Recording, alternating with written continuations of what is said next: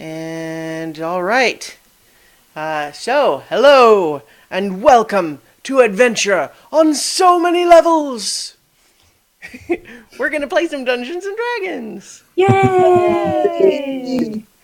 I'm Christiana Ellis. I'm the Dungeon Master, and we're back after a couple of weeks off. And we're going to continue the adventure of the Heroes of Legend, but first let's introduce our players and their new character artwork. As you can see, if you are watching either the Twitch or YouTube versions of this, is we've got new artwork for everybody. And so first we've got Mark Kilfoyle as Alaric Copperbeard, Dwarven Fighter. How does it go? We have Starla Hutchton as Nira, Elven Cleric. Greetings and salutations. We've got a mobile Chooch as Ottercree, the Tiefling Paladin. Ooh. Good evening. Oh my gosh. I need to hang things. And we've got an off-camera Vivid Muse as Amethyst, the Human Druid. Hello, everybody. So, last time, who remembers what happened last time? There was some stuff. Some stuff happened, I think, Dude, right? It happened so fast. Jellyfish hallucinations. Yeah. Yeah. Yep. So, basically, you guys know from your magic map. Oh, there's a puppy on camera. There's a magic map that tells you where these fissures in time and space are.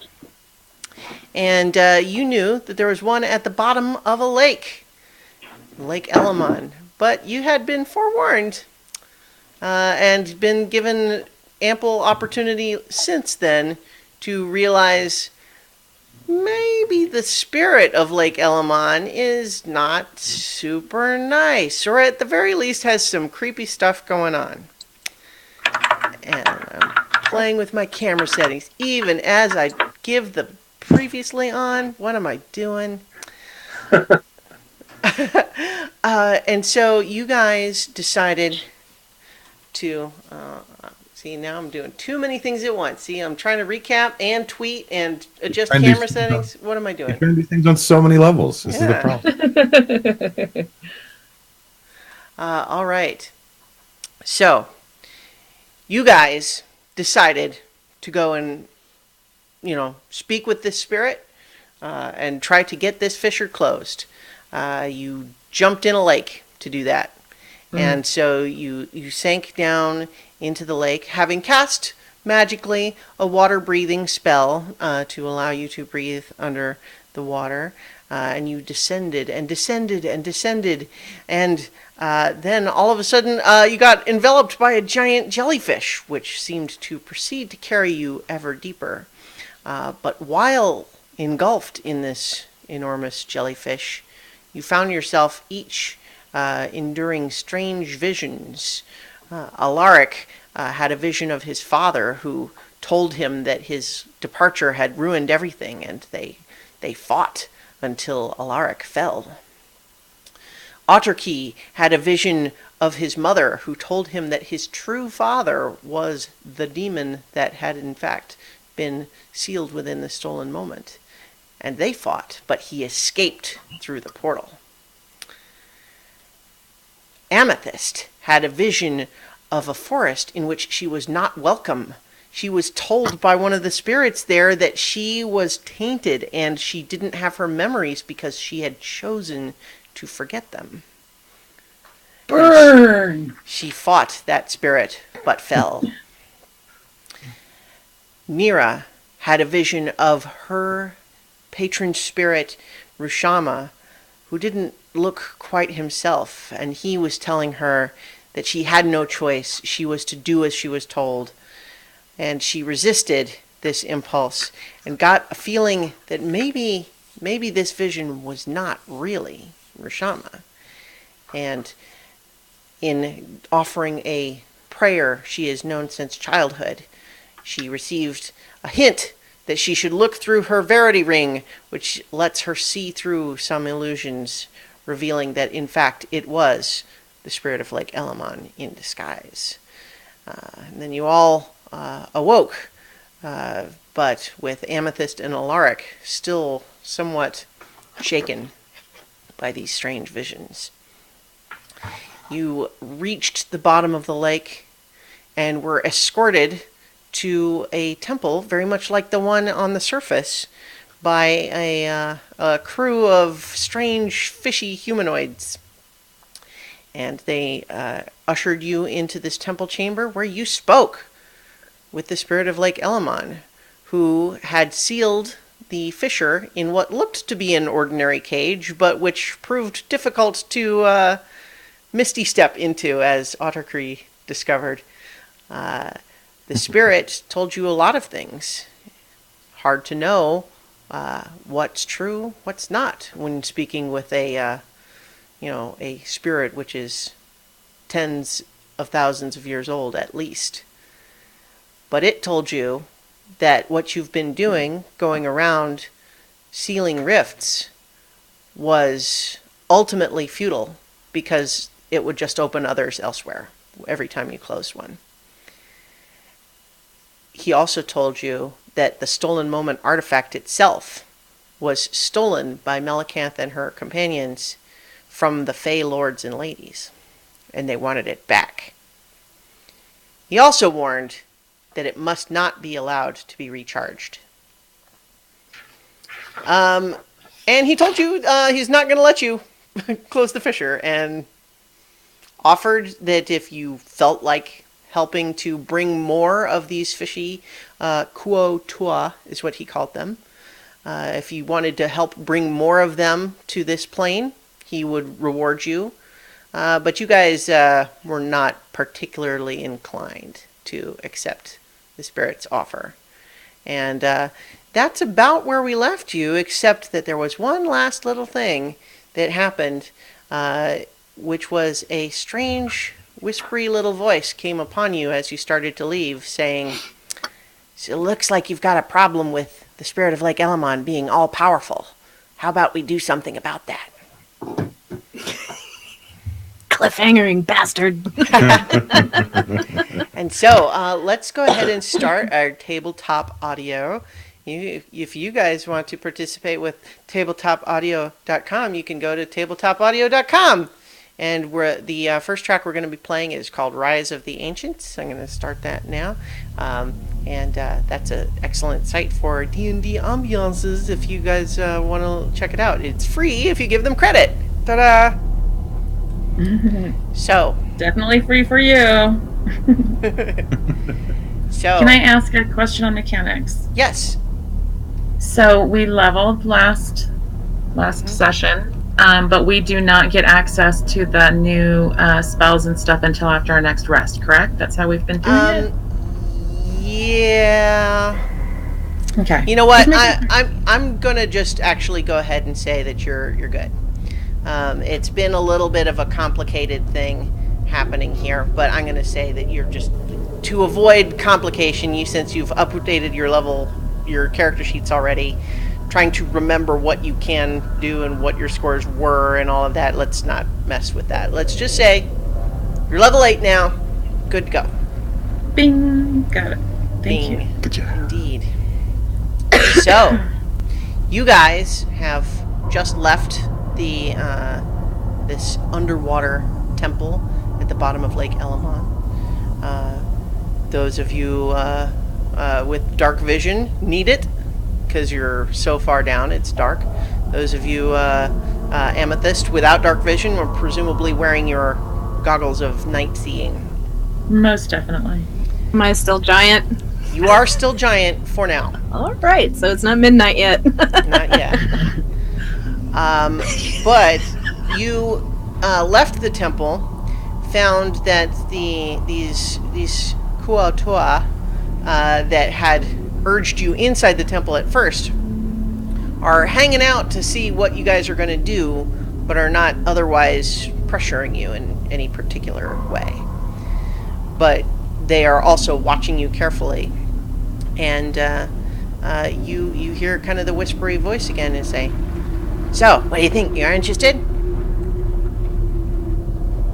Who's that? Well, that would be telling. You tell me Yeah. if you're interested first, and then maybe we'll talk. Why do people always want to put the wrong end of the bargain first? I'm interested. Yeah, we got one taker. Are you guys a matched set or what? Pretty mismatched, really. But I gotta admit, I'm curious. So fine. Nira's twitchy, but she kind of nods, waves, whatever. Alright. How about you, with the white hair? I'll listen. That seems vague, but I suppose that's fair. You guys don't have any reason to trust me. First of all, I'm going to tell you that everything that the Spirit told you is true except for one thing, and some things that he simply didn't tell you. The one lie is that your friend, Andri, did not return to the surface. Where is she? He has her prisoner. He's saving her as a Why? bargaining chip to use against you if you rebel against him.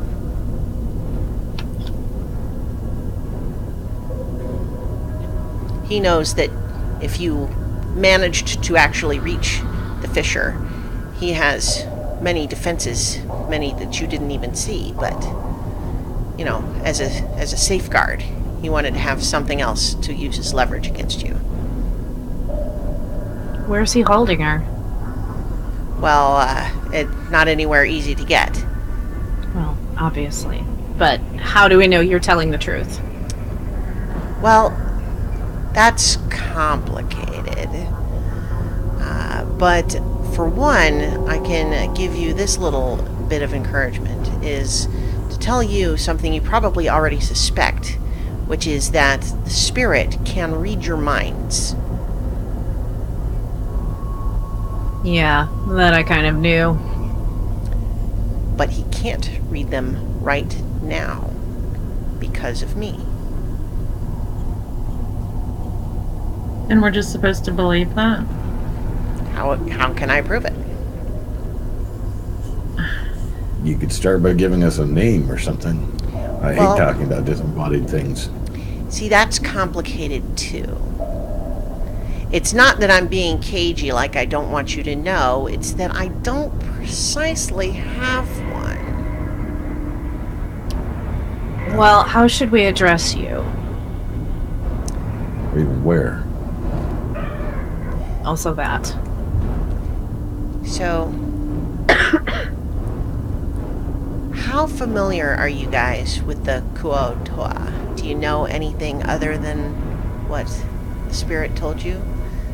I don't think you do. No. Never met him before. They seem kind of short. We don't spend a lot of time underwater, so... Right.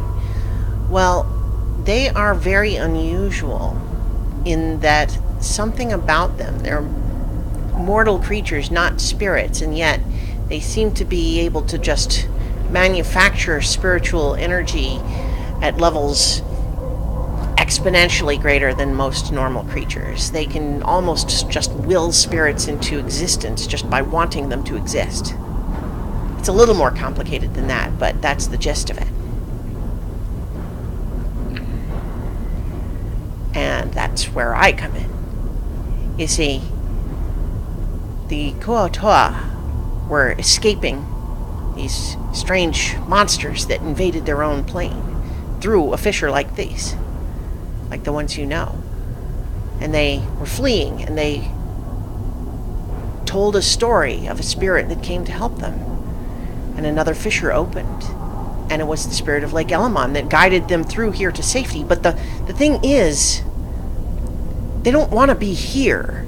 They want to eliminate their enemies and go home. But the spirit of Lake Elamon wants them to stay here so he can use their power for himself. So, they knew that the spirit of Lake Elamon could read their every thought and control everything. It was essentially all powerful here within his own lake.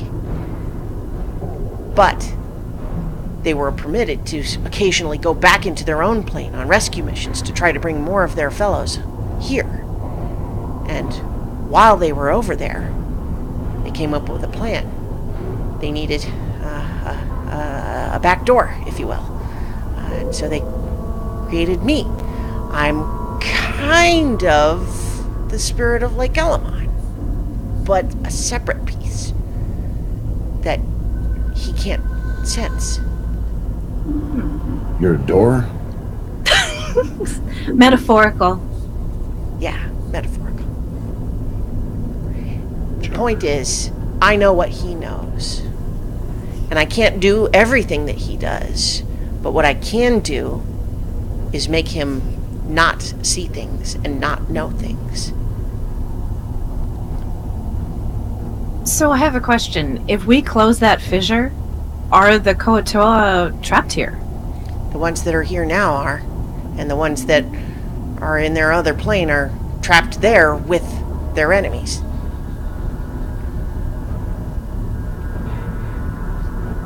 That's why I'm approaching you now. I know that the Spirit offered you this same bargain, this idea that you should go there and rescue more of the Kuo-toa and bring them here. But that's not what they want. What they want is help. And that help could be you going through and closing the other fissure. As long as we could keep more of those monsters from coming through into their home plane, maybe they could have a chance, a fighting chance of defeating them. But when they can just send unlimited reinforcements through that other fissure, it's hopeless. But if you could go through and close that fissure, then the ones here would want to go back home and fight the good fight. What kind of monsters are we talking about on the other side? Yeah, it's Well, I don't know everything about them. I don't know where they come from or what they were like before, but they have mind control powers, and they seem to eat the brains of humanoid creatures and who knows what else. They like to build things. I don't have a lot of brains, and I'd prefer to keep them in my head. I don't think anything eating is going to be all that good. But if they can read my mind like Elamon can, when they just know we're coming, or can you protect us from them too? Well, not entirely. Once you get over there, I suspect that they have ways to sense you. And I don't have any way to protect you from that. Right. So, I know that this is asking a lot. But I have to ask. We don't have any other option. Otherwise, Without we're... Andrea. Well, I suppose I could make the spirit forget about her for a little while. Long enough to be rescued. Is she on this side or on the other side? Oh, she's here.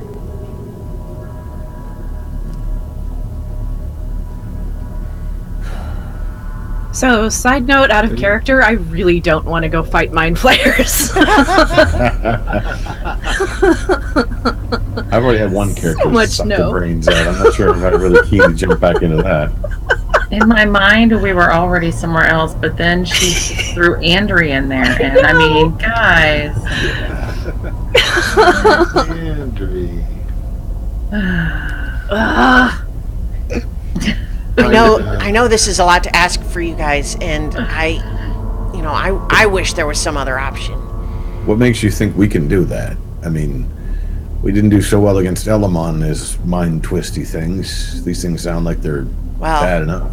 Yeah, I mean, that's the thing too, is that I if you guys want to return to the surface, I can't stop you, but you should know that 2 of you have been marked by the spirit. What do you mean marked? I look around for the mark.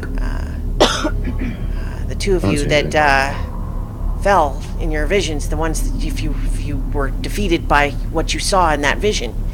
Oh, The spirit's mark has been placed on you, and you'll find you kind of need to stay where there's water. Oh, jeez. Really? I mean, I mean, a lot lots of of the water. people in the towns, the cities on the border are marked in the same way, but they're fine. They live in the flooded city. It's not a problem unless they want to leave. Can you get rid of those marks?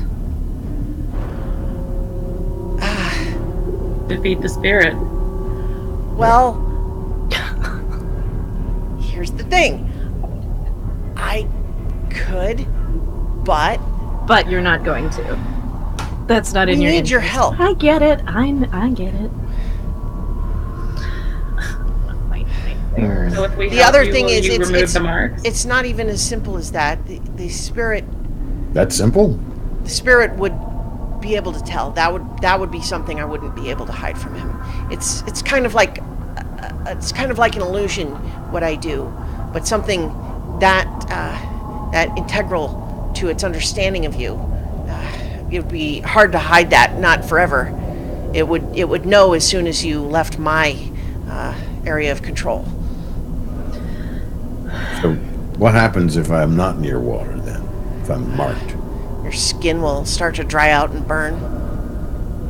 Oh, great. Great, it's like living in Albuquerque. Well, we can't stay underwater forever, and I need to get home. I'm already getting pruny from being underwater this long. Do we have to be in the water or near water? Just have to keep your skin wet.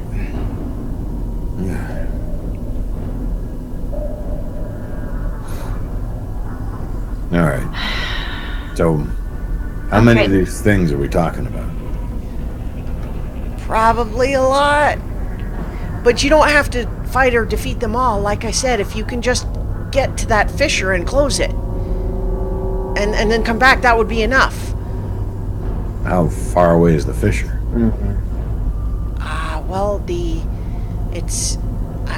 I don't know. But you're sure it's there? I mean, the Kuo-toa said that it wasn't far, but that's relative. And I don't know what might have changed since they were there. The last party they sent through to try to rescue people didn't come back. Okay, so what happens? I'm just trying to figure out what are our options. Fight the spirit of Elamond, Well, I wouldn't Or- advise that. or go to this other plane? Like that? Those are our options right now. Well, we rescue Andrea anyway. Maybe she's not so marked. Look, I'll level with you. There's probably magics exist out there that you could remove that mark for you. And it's if I did it, he would know I exist, and that would be the end of Kuo-toa's hope, and my existence is their hope. Understood. So sending the Kuo-toa back reduces Elamond's power, Yes. and then we could defeat it. Potentially, yeah. That's a pretty big if.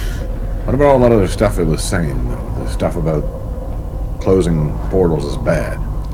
Well, I can't pretend to... I know what it knows, but not necessarily how it knows it. It's hard to explain. But I think it's true, and I don't know what that means for your decision. But for sure, we don't know where those portals... If other fissures would open, we don't know where. Maybe they would open somewhere that they wouldn't hurt anybody. Hey, you guys These check are that hurting us map? now. You checked that map recently to see if any more of the purple dots show up? We haven't noticed any new ones opening. Maybe they don't happen here. Maybe they happen elsewhere, like on a different world or something. Yeah, the map certainly only shows this plane. So if we can't rescue Andri or help her at this point, because that would mean battling Elamon, which we already know that we can't defeat. Is Andri safe where she's at? Well, yeah, she's safe for now. How do we even get there from here? Well, What? well, to the reason I was asking about Andri is because if we can't help her right now, I don't know if we need to attempt anything, and I think we need to discuss another issue that's related to the Fishers, but we can't do that right now, obviously. So I guess the question is if we want to put Andri's rescue on hold till we have the upper hand to get her out safely, and try to help the Koatoa and seal that Fisher. But if we go to this other plane, wouldn't Elamon know we were gone? Well, see, that's where I can help. Is that I was created such that my only ability is the ability to hide things from Elamon. So you And block it's- the signal. As long as, and not only do I block it, but he doesn't even realize there's anything being blocked. It's like I just I give him a blind spot. Right. And so that's how I could get you through the fissure to the other place. But we'll be going through the same fissure, the one that when you guys touch it, doesn't it go away? Well, you could go through Well- it and not touch it. Yeah, we've passed through them before. Fortunately. Well, I cannot abide monsters and demons that are controlling people. I'm inclined to help. We're gonna have to go fight mind flayers and son of a bitch. So maybe we should plan it out a little more than jumping into the lake, especially since Alaric and I are both marked. Is it water on the other side too? Well, the fissure still opens to the bottom of an ocean, but I know that what the Kuatoa have told me is that these monsters seem to have bubbles of air. So it may be that they have constructed areas that don't have water. But otherwise, the location is still at the bottom of an ocean. So the magic that we have that allows us to breathe underwater isn't going to last forever. And we only have so many times that we can make that happen. Do we have any other options for not dying? Drowning? Yeah. Something that can't be dispelled? How long can you hide us? Can we rest first? Yeah. If we can get some rest, I'll feel a hell of a lot better. Yeah, I could do that. Gosh. So we're fighting a thing that's also underwater, right? Yeah. Things. Looks that way. So It might have bubbles of air. That might The help. monsters, have to breathe. Do they happen to be Mira-sized? Otherwise, she'll have a hard time getting. Well, Into this a won't bubble. last forever.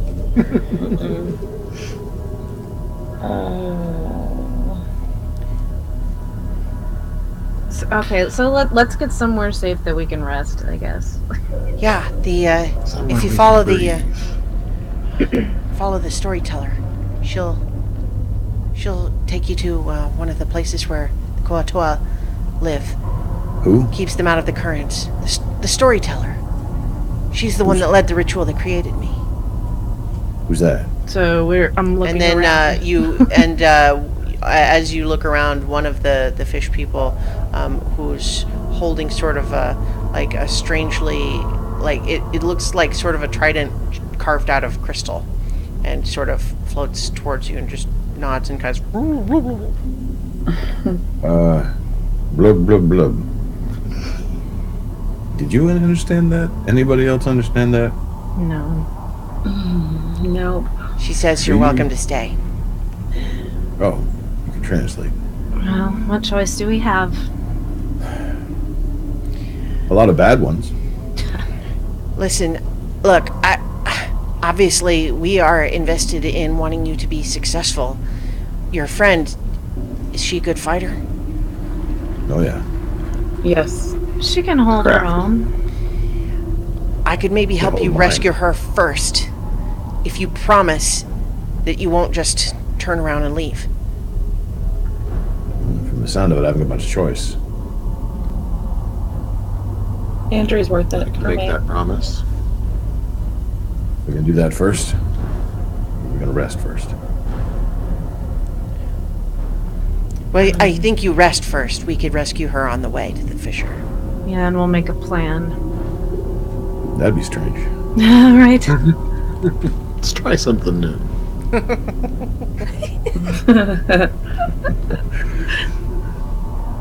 Alright, we're gonna follow the storyteller. Lead on. All right. So, this green-skinned, fishy humanoid, beckons you to follow, and many of the other fish people seem to sort of raise their hands and sort of it's like you could guess that it's maybe sort of a cheering motion, and they all go. "Boo, boo, boo, boo." Love.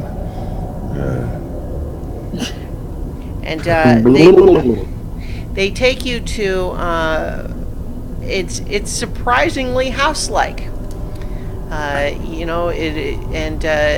It's basically just sort of a place that kind of allows you to put possessions and have them guarded from, say, sea creatures or currents, or just privacy from your fellow Kuotoa, I guess. And so they show you in, and they just kind of gesture, and then another one comes, and you can see actually this is the one with the enlarged teeth, who had guided you into the temple.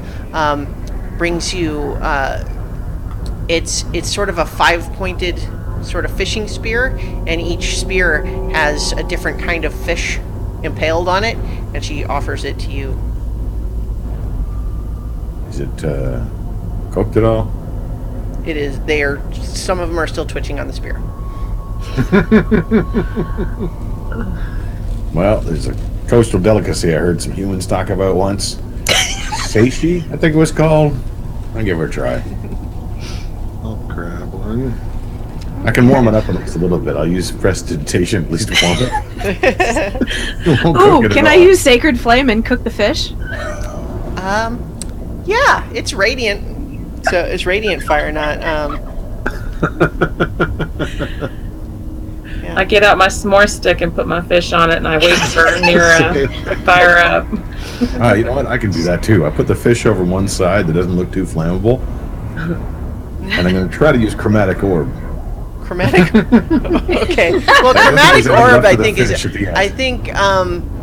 I think what chromatic orb probably does is of like this big sort of burst Oh, yeah. of bubbles It's- and it's steam, It's not a and great then choice. and then it's sort of alarming, and like all of the Koto are like startled, like what Any are you, burnt what are bits you in this doing? thing? But yeah.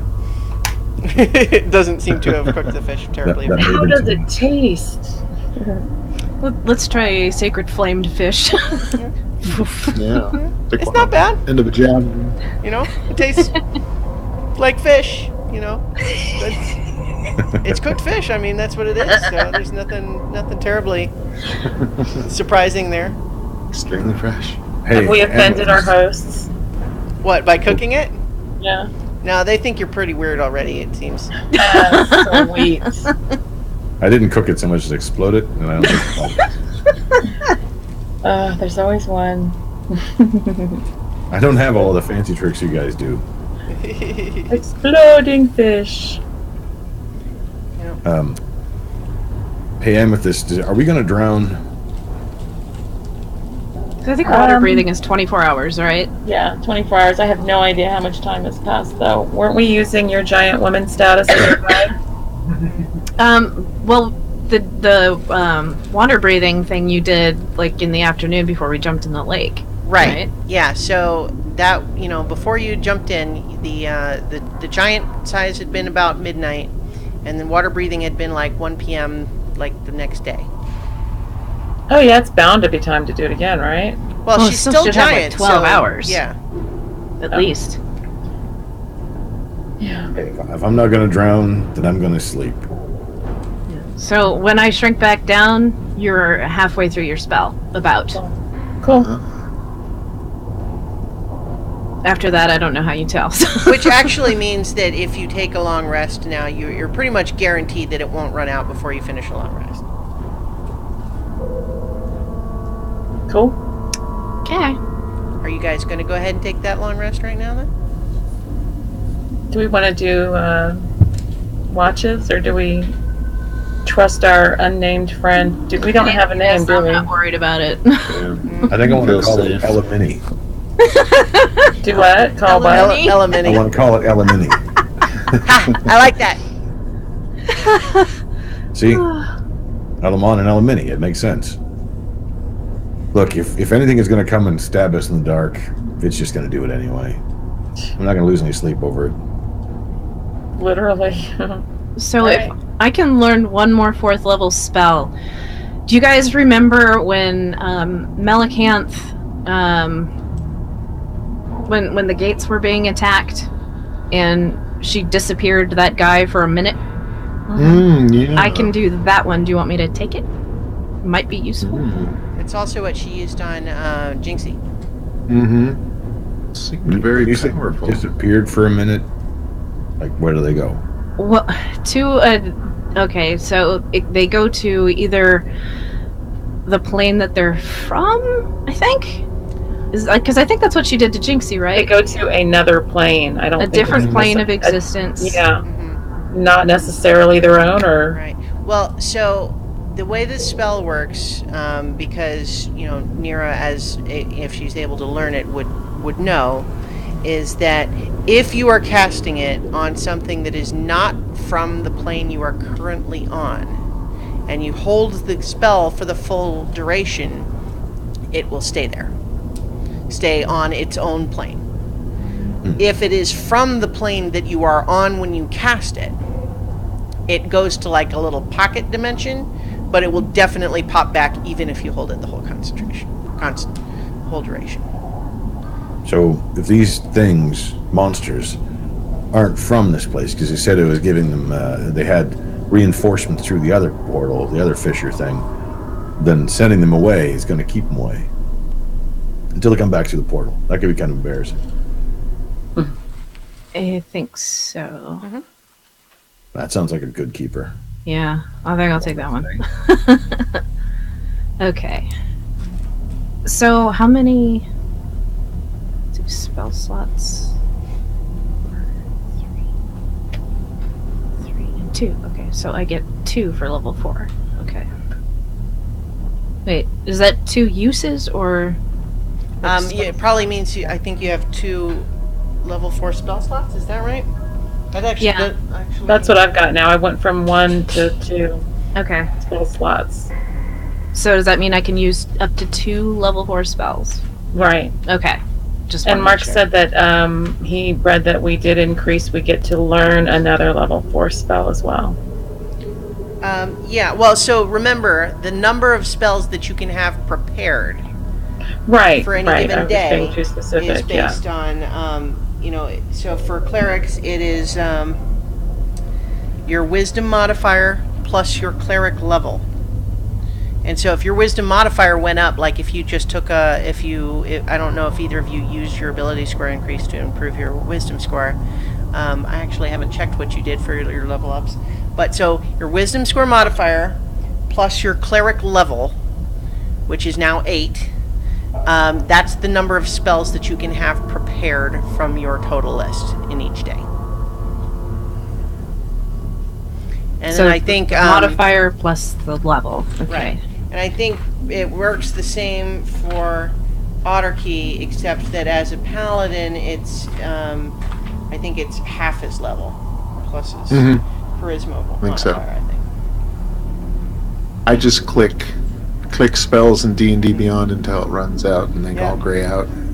Yeah, it is charisma Yeah. modifier plus half your paladin level. That's how it works for That's what I do. paladins. Allie.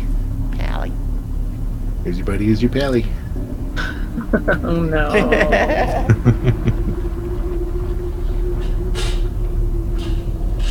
Does that mean when you take care of people, it's palliative care?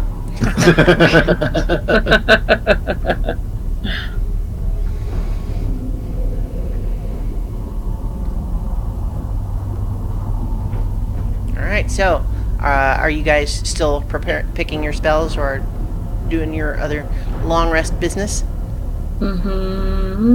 Yes. I think I'm done. So we'll go ahead and say that as you finish your long rest, those of you who wake up first, open your eyes to realize that there's about half a dozen of these fish people just kind of floating in the room with you, just watching, just staring at you.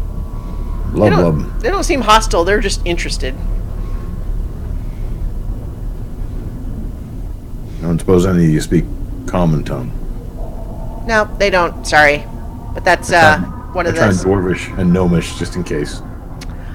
They speak the language from another dimension. So It could sound remarkably like Gnomish. You never know. It's a derivative of Gnomish. There's a whole theological thing to consider. It's just an accent. Hello, do you know how I'm speaking?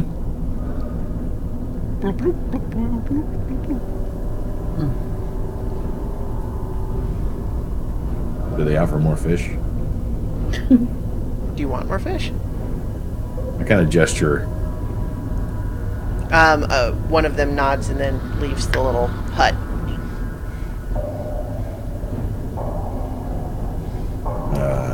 Let's try with the sacred flame this time. It's a little less shocking. How do you, when you can breathe water, how do you drink it? Are you thirsty? Like, Well, I ought to be thirsty. It's just Well- like swallowing air to make yourself burp. I'm burping water now? This is weird. I can't wait to See get any back on outhouses. solid ground with solid stone under my feet.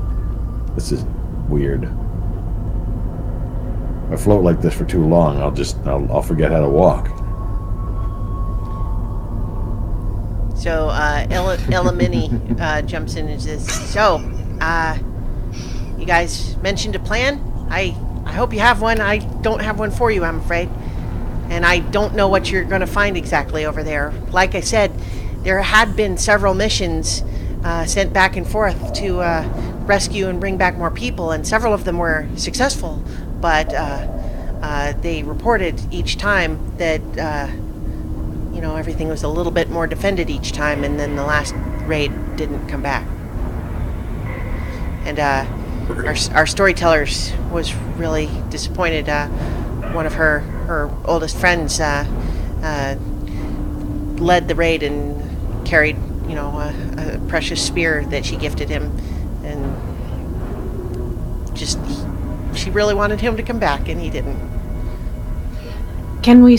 Well, I was gonna say, can we speak to anyone that's been over there that could give us some advice? But None of you has a You'd magic have to to speak to. translate. If they're increasing their defense each time, Yeah, we then the danger. Right, but we'll at least have a baseline of what we're starting with. And we can assume it's worse. we Well, do you know. have a couple that have returned from a raid, but it is, as you say, that each time it's been a little different, and they didn't go on the most recent one.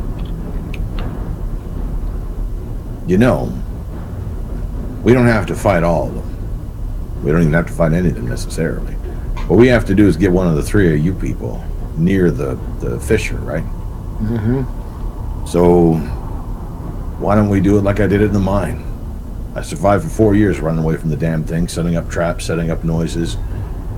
We could do something like that where we set up a bunch of distractions.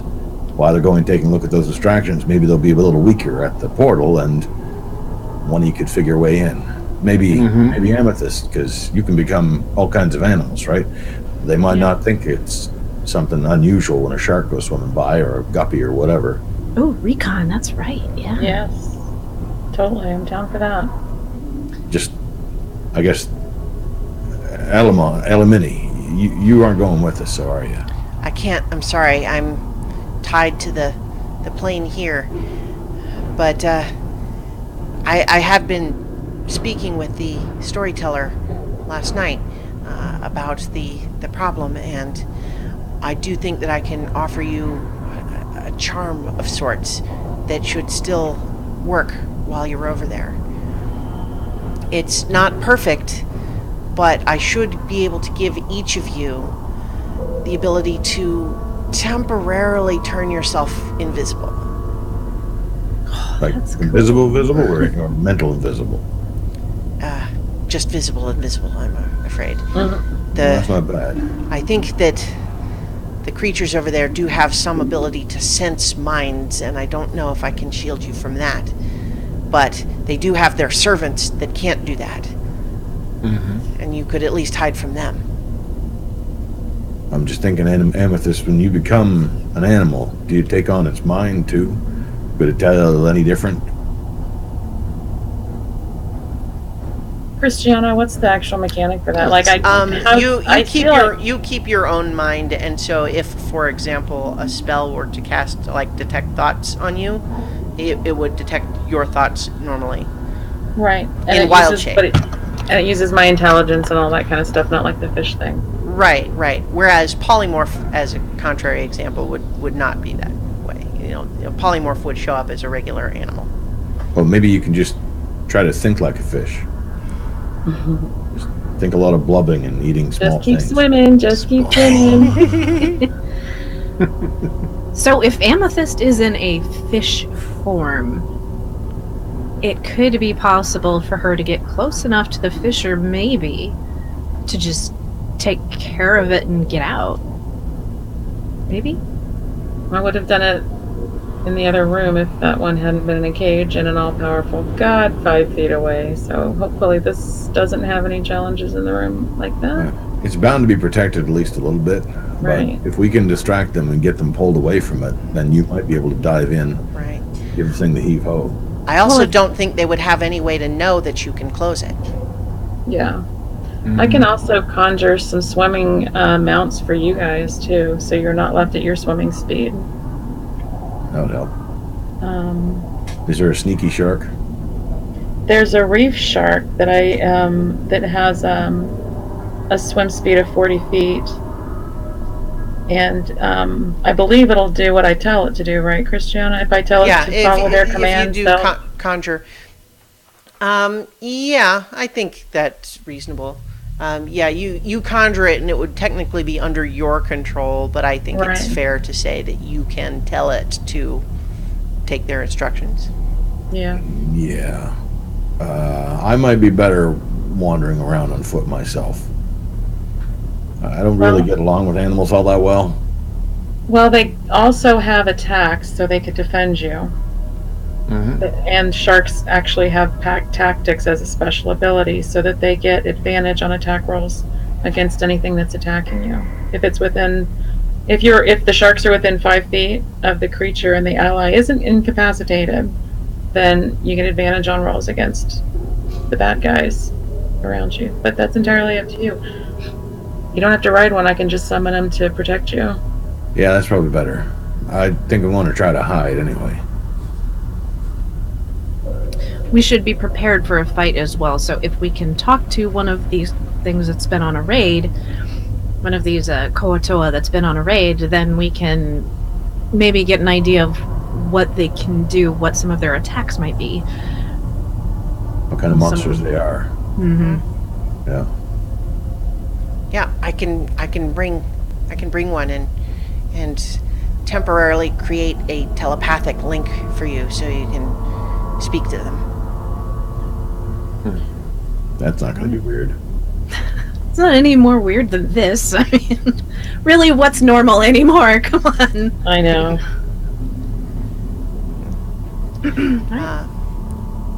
So they're actually they bring the storyteller to you, and also, that other one finally does return with more fish. Sacred flame. You get lots of little applause this time now that they kind of understand what's happening. So, as the so the storyteller and the one with the teeth both come, and the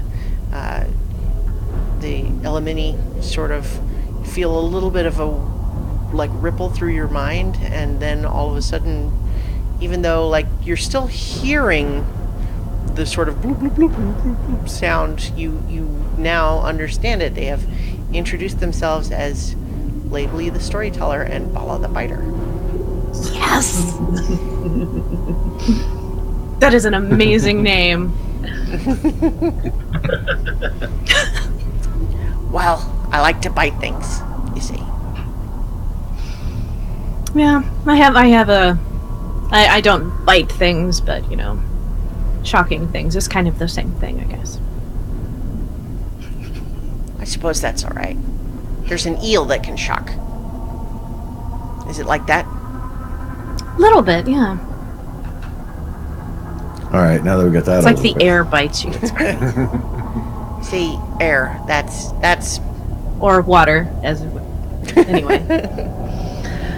Alright, so let's hear about these things that are on the other side. So, what do they look like? So, we'll know when we see them. And what can they do?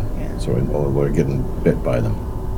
well, the creatures that seem to be in charge. They have 2 arms, 2 legs, a head like us or like you, but their face, tentacles like an octopus. You. They can paralyze you with the tentacles if they touch you. And you gotta stay away from them. Don't let them grab you because they'll just crunch right through your brain. Good to know. Kind of wish I had a hat. They also have some sort of... It's like a noise, but you don't really hear it with your ears. It's just like in your head, and it makes it hard to move. They can't do that over and over again, though. And they cannot breathe in the water. They need an air source, right? They do, but they also seem to have something that gives them one that they can swim around with. Like a bag of air. Yeah, you never see them without it. Huh. But if they didn't have it, that'd be bad for them. I'm guessing so. They probably need it. You don't, like I said, you never see them without one. Good to know. What about that thing, purple thing? You ever see it? You know what it is? Yeah. But At the other portal. right? And this is where the storyteller kind of steps forward and says, we, the 2 of us and 2 of our friends, were on a hunting mission when it first formed, and so we weren't in the village when they first arrived, but we know just where it is. It's above our birthplace. Well, that sucks. It's not right near where this fissure comes through, but it's not far. You could, if you were able to swim straight there, it would only take perhaps 10-15 minutes, but you would not likely be able to go straight there. Because It's There's- obstructed. Yes, they had our people build a strange tower up to it. I don't know for what purpose, but they wanted a structure that went all the way from the surface up to that strange purple light. And there's been other structures built since. Some may just be buildings that they are able to be inside without, perhaps where they have air inside those buildings. And others are, they've brought servants, other creatures through, and some of them are very strange. and perhaps some of them are, so those buildings are for them as well. So is this the tower goes up to the fissure? Is it still in open water? Like, can you swim to it, or? I believe that they've built something around it, but I think that it's still open on one side because you sometimes see their strange. They have creatures that they seem to ride inside, enormous shelled things, and those will sometimes come out or go back into the fissure through that one side. But you can't see the purple light unless you go around to that side. How far away could you see the light from? Well, it's been a long time since we were that close. When we've had our successful raids, you see, they have ways to control us, and it's harder when you're closer to them. And so we've had better luck getting people who are away on hunting missions or just on other jobs that keep them further away from the center of everything. And so we haven't generally been deliberately going close to it. But you should watch out for their other servants as well. They've got big, hulking, frog-like creatures that serve them too, that claw and tear, but don't seem to have the same. They can't paralyze exactly, but they might be poison. They also have strange, floating, ball-like creatures with tentacles and some eye stalks, but they're blind and don't seem to think. I think they have something to do with the way they watch over the area. You see them in places that they want to know what's happening. So it sounds like these charms could come in handy for those. If they're not thinking creatures. Well, they can fight and they can shoot strange magics at you, but they don't seem to have a will of their own.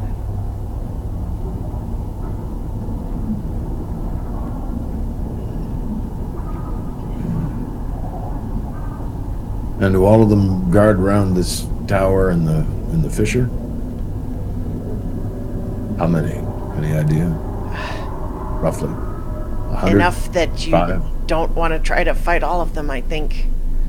But I Too don't many need for it. a small group, but that's why our hope is that if we could at least cut off their reinforcements, then all of us together, a concerted effort, together we could fight them off.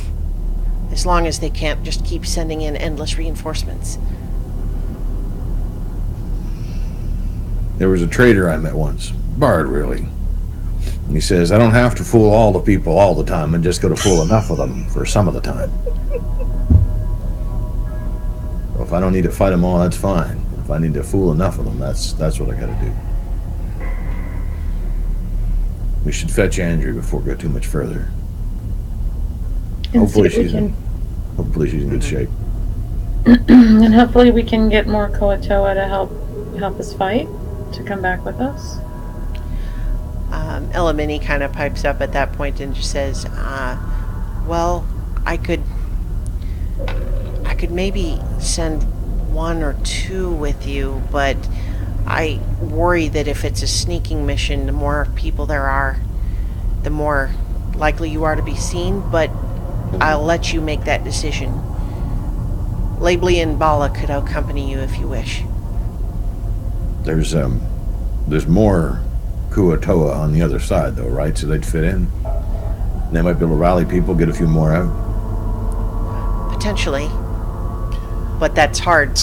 And like I said, we don't know what's changed since the last raid. Yeah. Yeah, I was hoping if at least if we come across others, they could speak on our behalf, so to say, you know. No, not to, you know, that we're on their side. Yeah, because we're gonna look awful strange compared to all of them. Not if we're invisible. Well, I assume that it ain't perfect. So, Elamini will Or basically explain the logistics of it to you, and what I'll tell you, mechanically speaking, is that you're each going to gain the ability to cast the spell invisibility on yourself once. Now, how long does it last? I can look up the spell.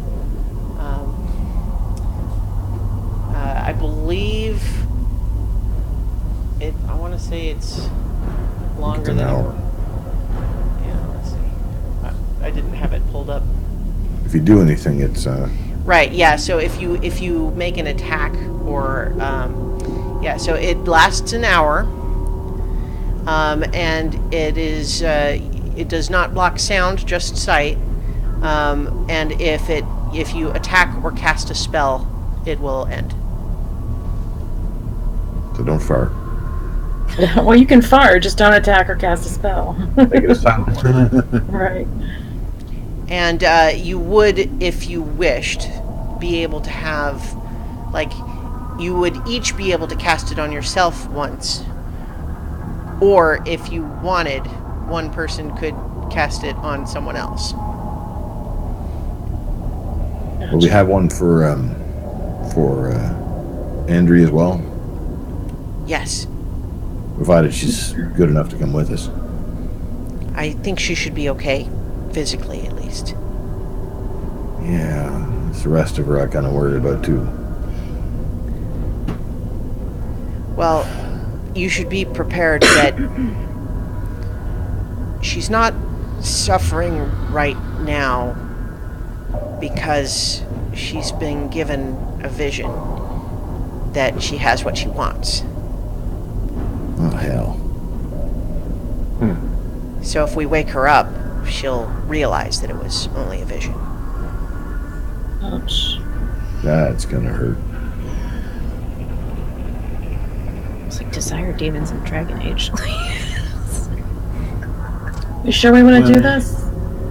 Wait till after. It might be tougher after once Alamon figures out something's gone wrong. Yeah, then he could get rid of her very quickly. We need to He free would have her. access. All right. let's Freedom's go. always better than reality. Agreed. And see. All right, do we have everything we need? Did you want the Labley and Bala to accompany you then? I think so. Oh gosh. Um, Make me need to get new tokens, why don't you? Well, we can still speak to the Bala and Labley. We can talk to you right now through Elamini, but we're not going to be able to talk to you when we get over there. So we should figure out a few basic symbols, something we know what to do. Are you both trained fighters?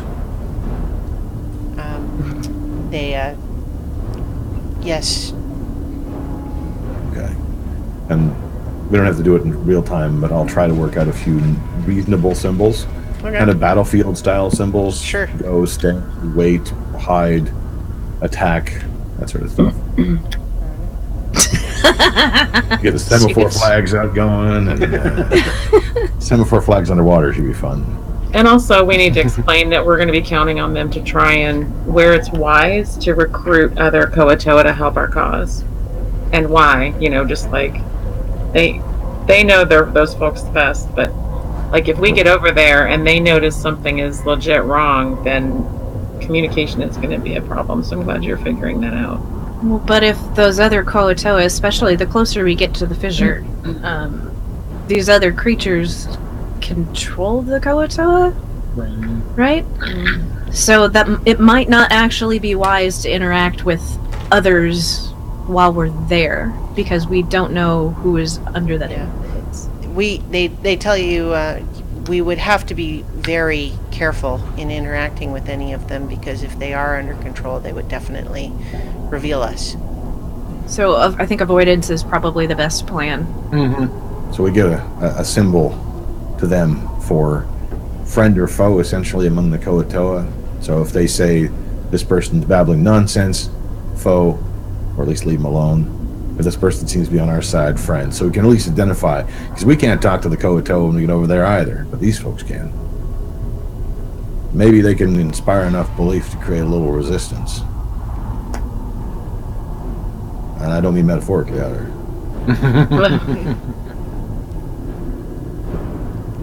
Well, hopefully we can just get in and I can slam that fisher with my left ass and close When it. is it ever that easy? Well, you guys have already added 3 allies to your party that I wasn't necessarily considering a given, so. Hee-hee. Keep this up, we'll have an army by the time we I start. know. I don't know why y'all are trying to. No, I'm kidding. All right, I think that's it. I think that's as much as we can know without someone having been there really recently. We keep up the plan of trying to distract and pull people away from the portal long enough for Amethyst. Do we have a sign for distraction? Like if we need somebody to like go and run and say, "Hey, I'm over here," and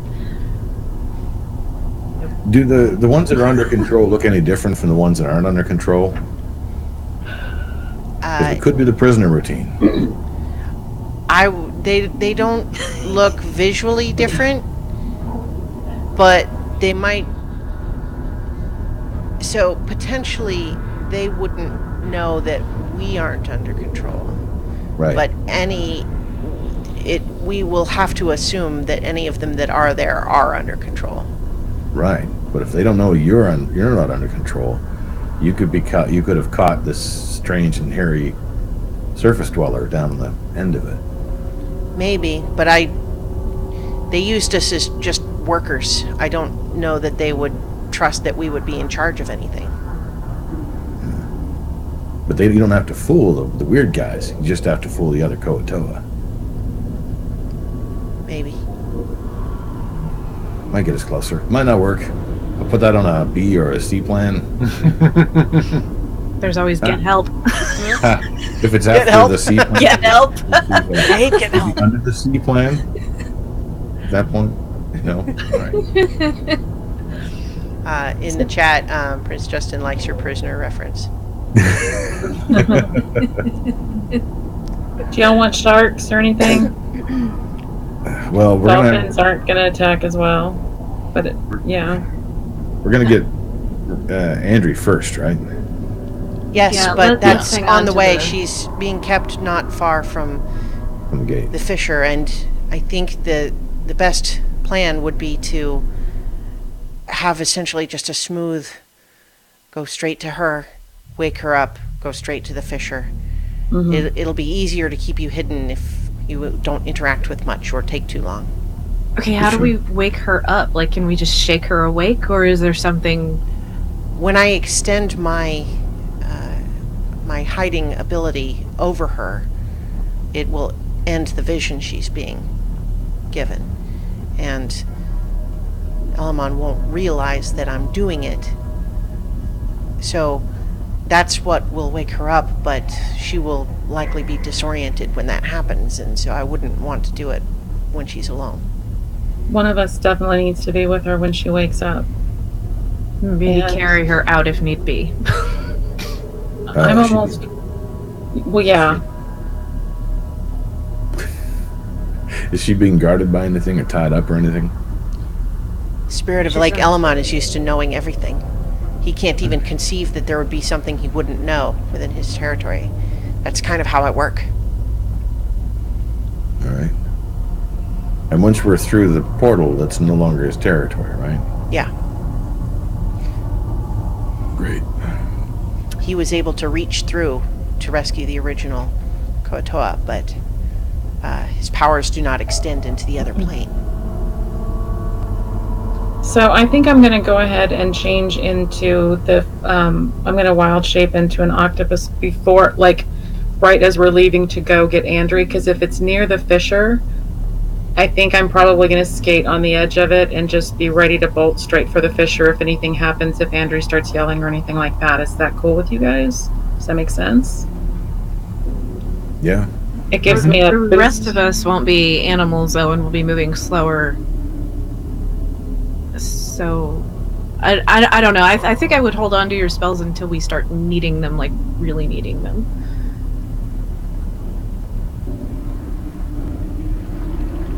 We can sneak up. Who's going in? I mean, it increases my stealth by 4, which is one of the reasons I wanted it. Well, she's well, not you can being also still guarded. cast Pass Without a Trace. Mm-hmm. Oh, right, I have that, don't I? God, I haven't used that in so long. We haven't been stealthy. You guys, for a yeah, while. you guys have not We been have- stealthy. we've Not, been not since stomping you were and dealing with the splashing. steam golem, I don't think. Was the last Yeah. time you were actually being stealthy. No, maybe when you were doing the spider farm. Yeah. I think you So were who's stealthy going in on to your way in there. see to Andre? Make sure she wakes up with a friendly face.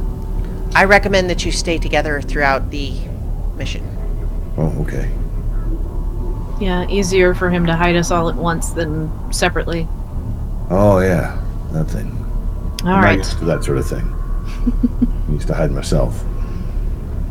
Well, you guys have a really solid plan, so just make sure you give me warning to wild shape before you want me to go hit the Fisher. I think it'll be really obvious when you're there. Nothing's obvious with this crew. But I made hand signs and everything. Yeah, the portal that we're going through is not the one we're going to close. It's the one on the other side that's in the Koatoa village. Yeah, Okay. right? Just- I mean, that's not yeah. changing. Okay, yeah, I thought you were Okay. trying to change that. I'm like, I'm not No, ready to change no. the portal. What's this one? No, I was just clarifying. Okay. All right. No joking as we pass through the portal, Archie. No hip checking, no pushing, no ha ha ha. All right.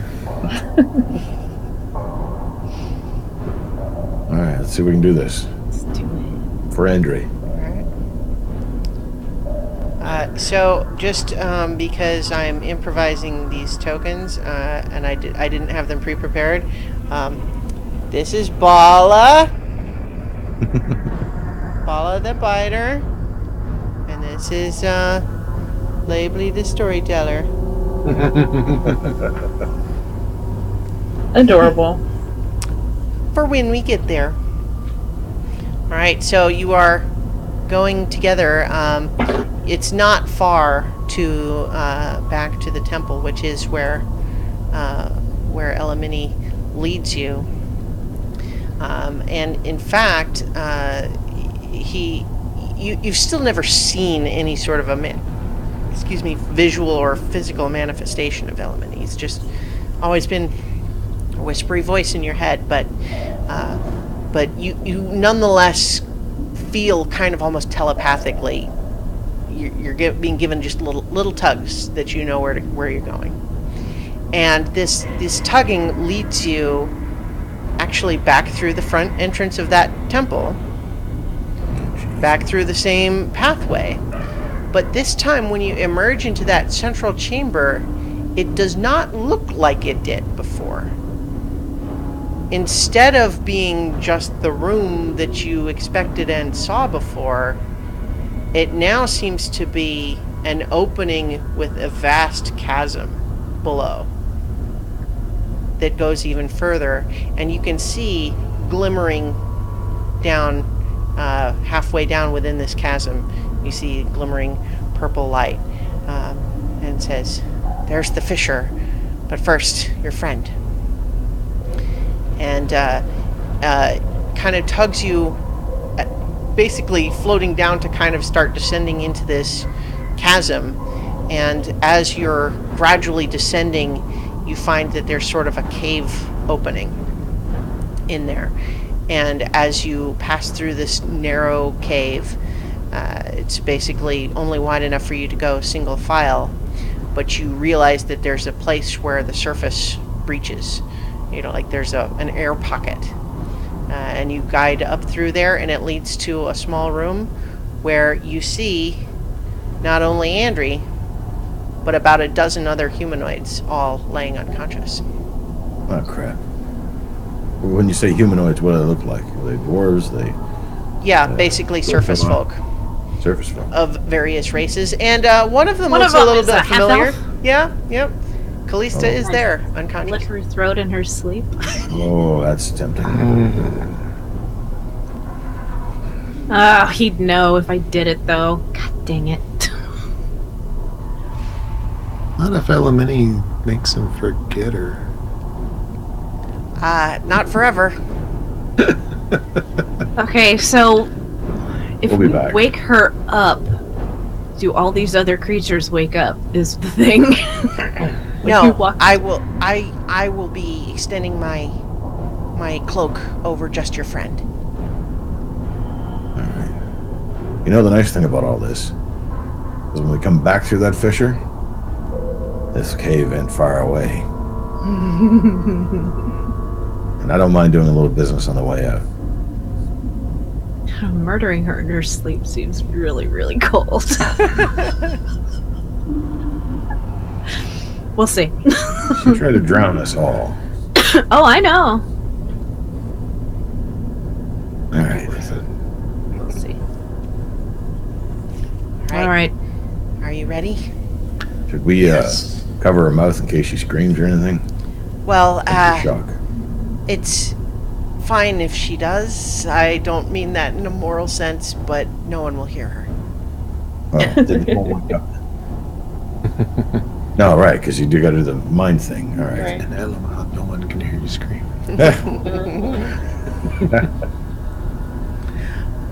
So, all right, and you see from the water, sort of this pseudopod reach up into the room. He's like, Elamini's like, have you ever seen the abyss? No. But this sort of It's outside.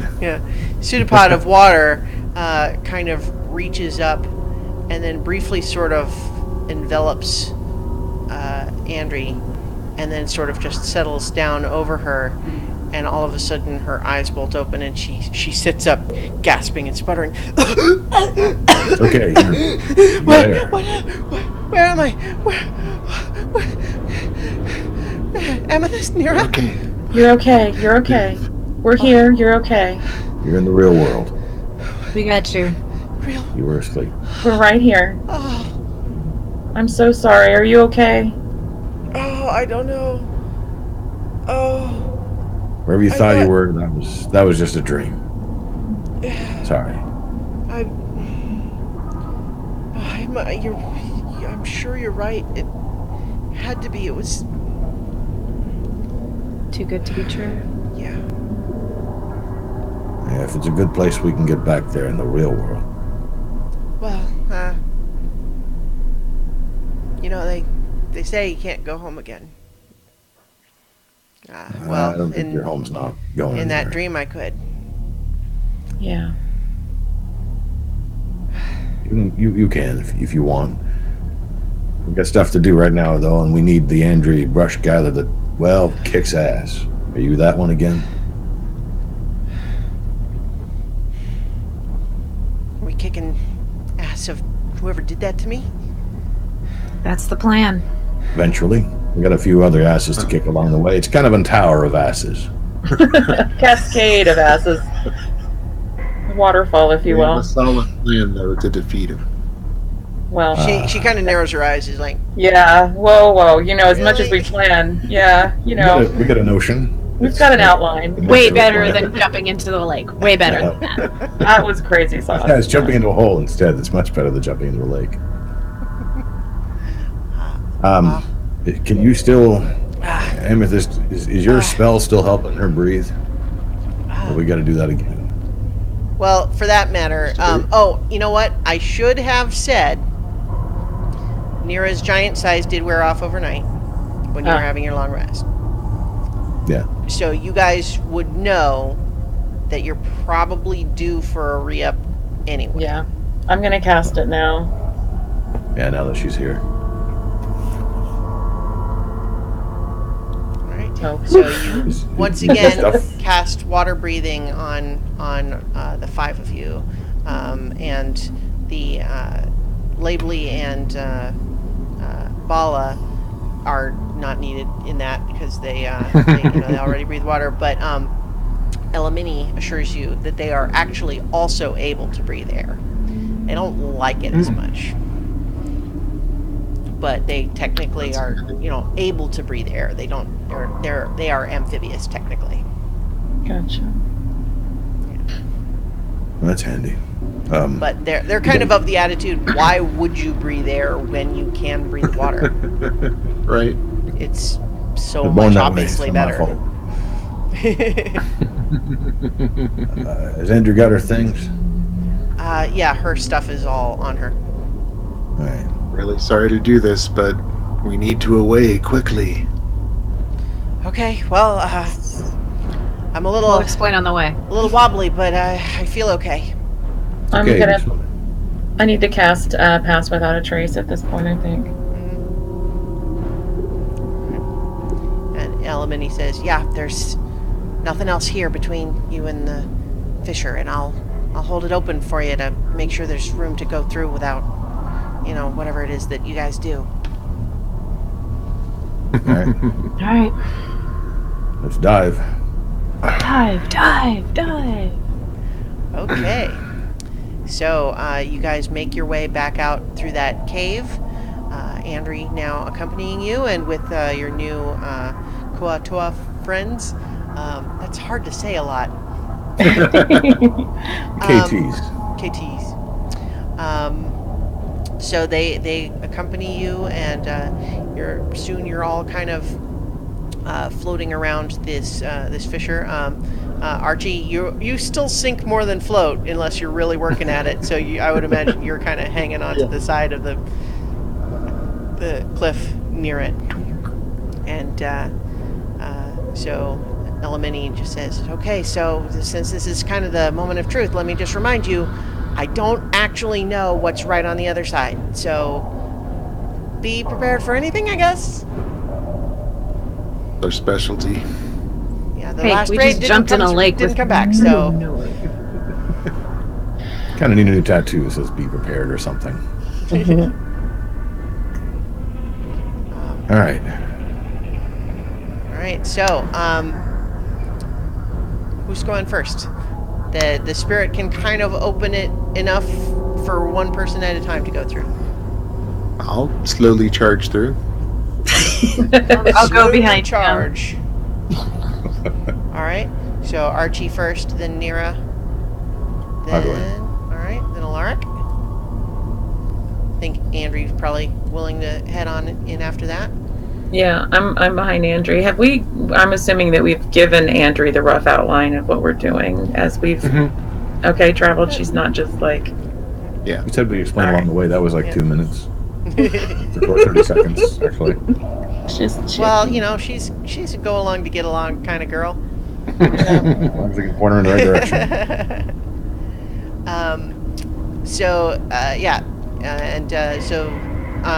Are you having the fish folk take up the rear, or? Well, they're gonna have to kind of lead the way later. I'll signal them to come with me. All right. How big is so the fisher? I'm assuming it's big enough to. basically, it looks just like this sort of crack in space, like you've seen before. You recall when you saw the one in underground the cave where they had built a thing around it. It made it a full circle. And it's not like that, but you can kind of almost imagine a pair of hands holding a tear in fabric open. And it kind of widens enough for you to step through. But you're still stepping into sort of just opaque purple light. You can't see anything on the other side. All right. All right, so I'll just go ahead and say you guys all step through. The end. Roll for initiative. Yes, the end. End of campaign. Turns out you were stepping she into really a fooled us void of there. space, and no. Elamini was Elamon the whole time. Who would have All known? right. So we're going to switch to a map in just a second, but first, what we're going to do is Archie, make an acrobatics check. Okay. 19. All right.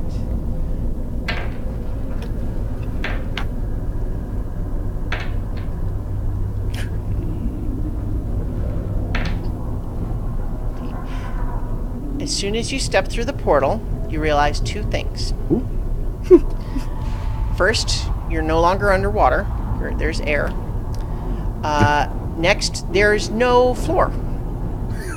And you fall 40 feet. Well, this may very well be the end. However, with your acrobatics check, you are actually able to reduce the damage and not actually take any damage in your fall. Tuck and roll, baby. Nira, you were next? Really wishing I had wild shaped into an octopus now. That would have been fucking hilarious. Flat on the floor. All 8 arms flailing the whole way down. All right. Get in the So cartoon. acrobatics, the same thing? Yep. 13.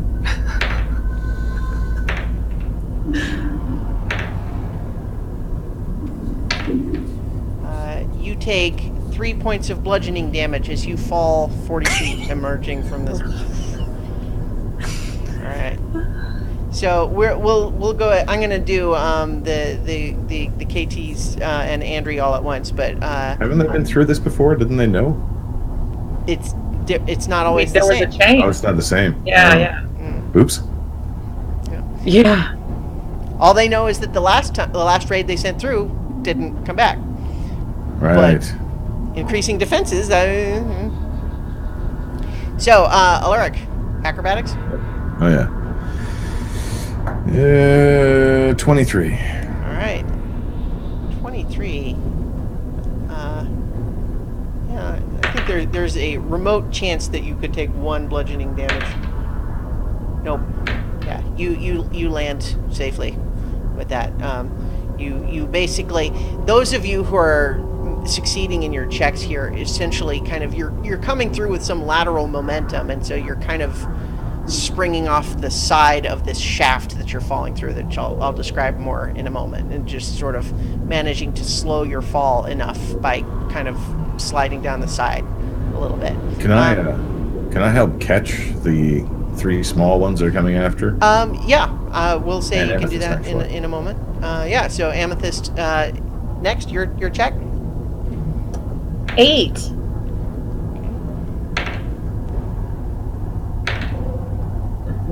So can I help her or? Yes. So I would say make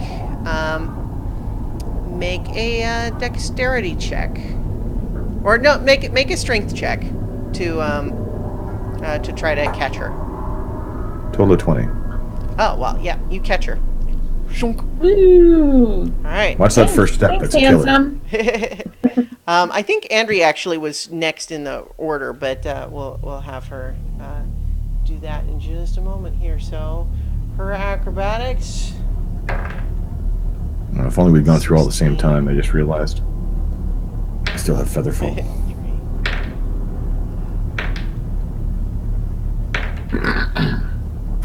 Okay.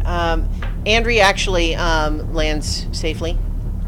You see her kind of just springing off the side, alarmed, but just kind of like, what's it? Are you awake now? Yeah. And then our 2 buddies here. I'm definitely gonna try to help them because this is gonna scare the crap out of them.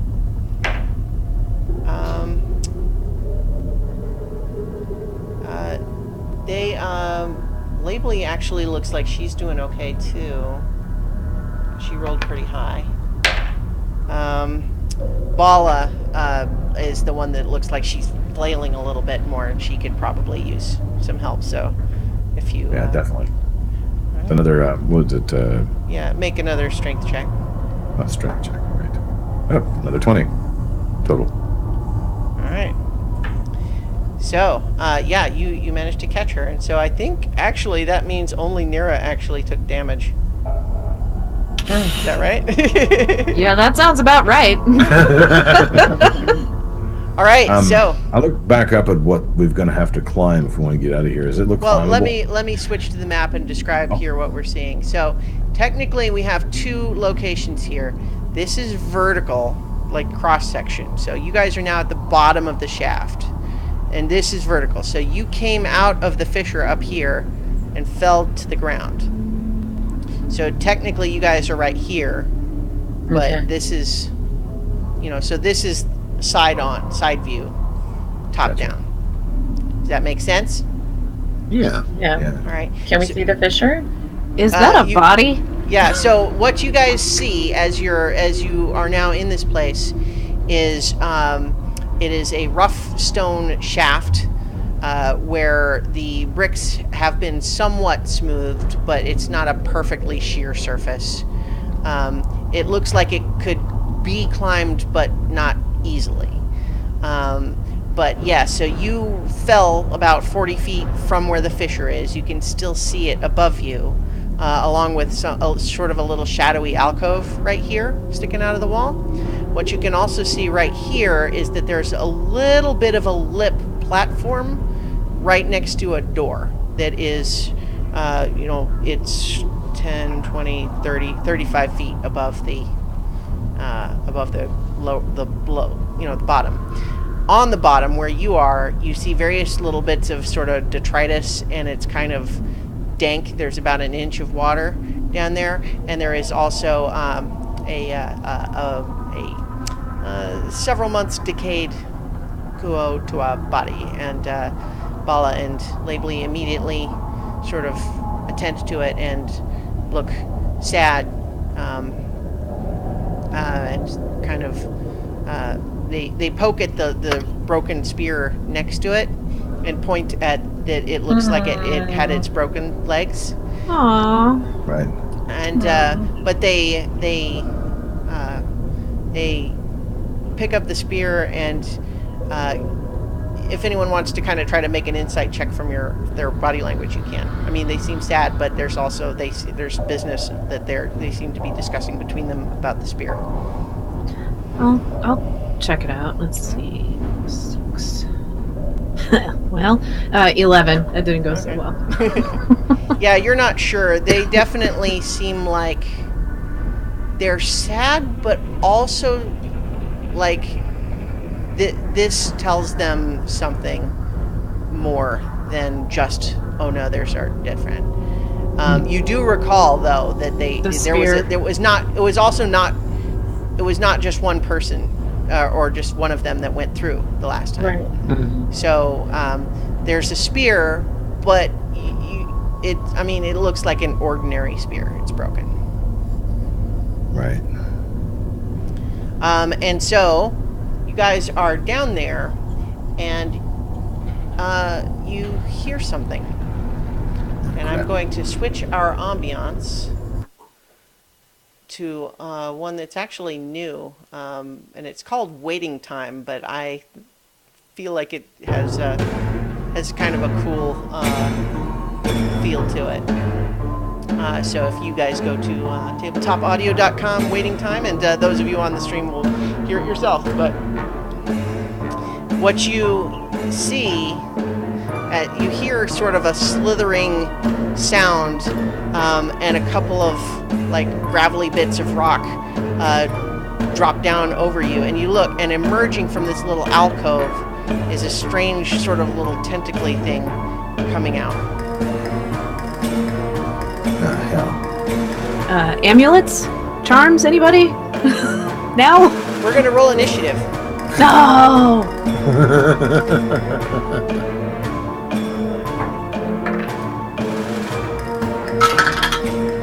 Are you guys down for me closing this fucker? Trying anyways? Doing. Oh, hell yeah. Okay. Wait, what? I mean, the goal is to close the fissure, right? Not Well- this one. We have to get back through there. No, the one up. What? Is that the one we just fell? This fissure Yeah. is the one you just came through. Can we? No, when I was asking if we could see the fissure, I mean, can we see the Oh new fissure? no, you are Right, in okay. a shaft Oh, of stone. Alright, well, I'm glad I asked, because I was about to.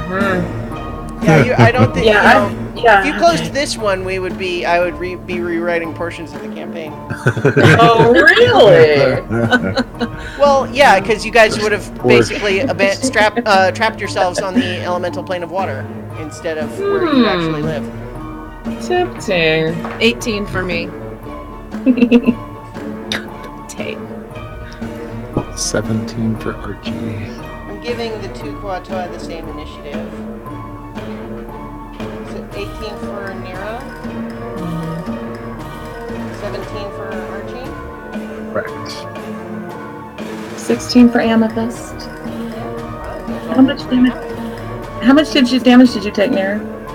3. Alright. Chipped a nail. And then Andri gets. Oh, you guys all rolled high. Literally every single one of the party rolled higher than this thing. We are eager. I got a non-natural 20. We'll take it. So has it seen us then? Well, you heard it come out of its little hole, so that's all you really know. That it's. I think the whole oofs probably. Wow. Yeah, I mean, you guys were not silent as you tumbled 40 feet and were desperately scrambling to not splat on the ground. Let's see. Wow.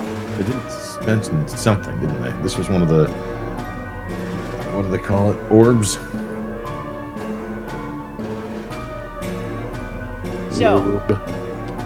So what we have now is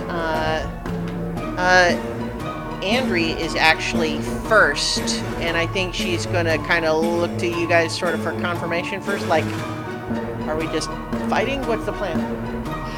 I'll give you one sort of a one sentence command. So I can cast Fog Cloud, guys, but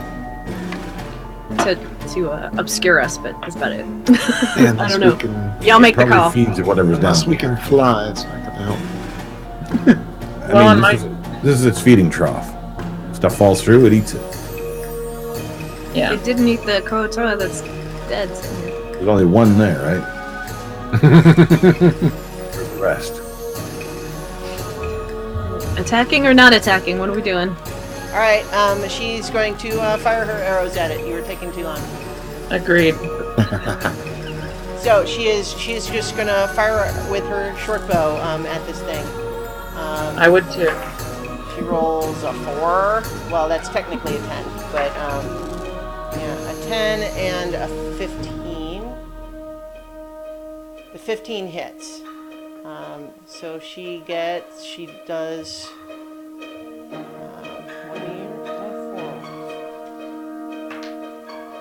That's would be 7 piercing damage. Nice. Yep.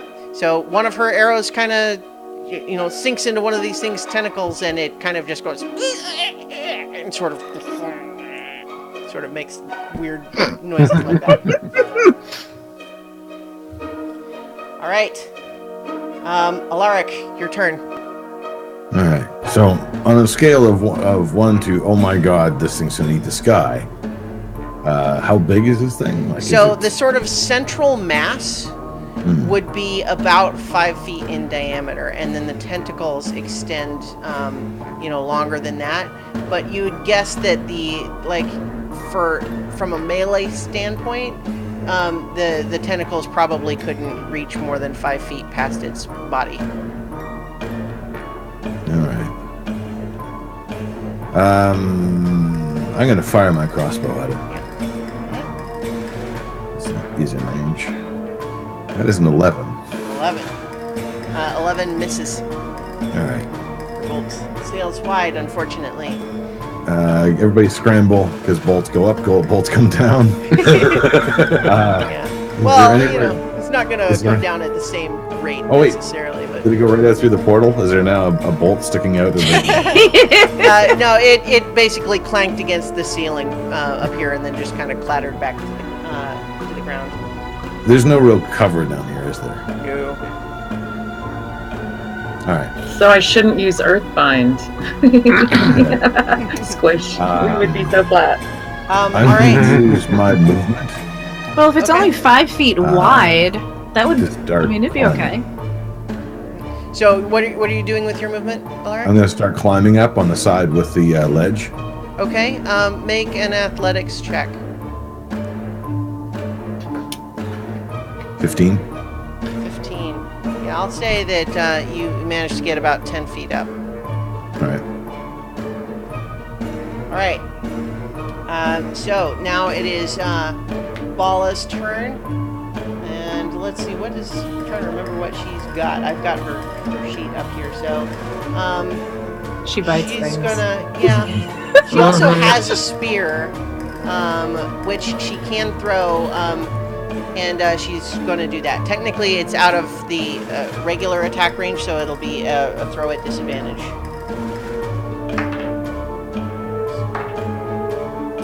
And unfortunately, yeah, her spear kind of sails wide, and then she kind of does that mom arm to everyone's to kind of get you out of the way as the spear starts tumbling back down at you.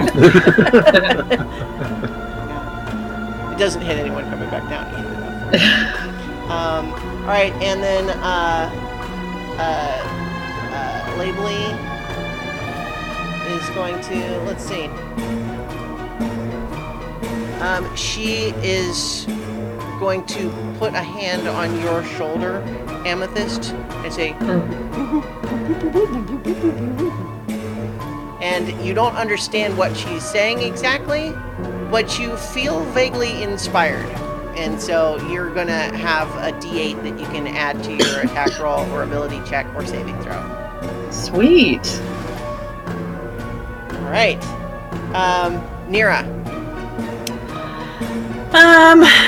Well, I can help people out and hit it at the same time, hopefully. So I'm going to cast Guiding Bolt. Okay. Is that I think you make a ranged attack roll or ranged spell roll. Yeah, that's what I'm. Spell attack. Yeah. Well, it should be if you're doing. The Oh yeah, make a ranged. Yeah. Yeah, spell attack. There it is. 13 plus 6, so 19. Yep, that hits. Sweet. Okay. 36.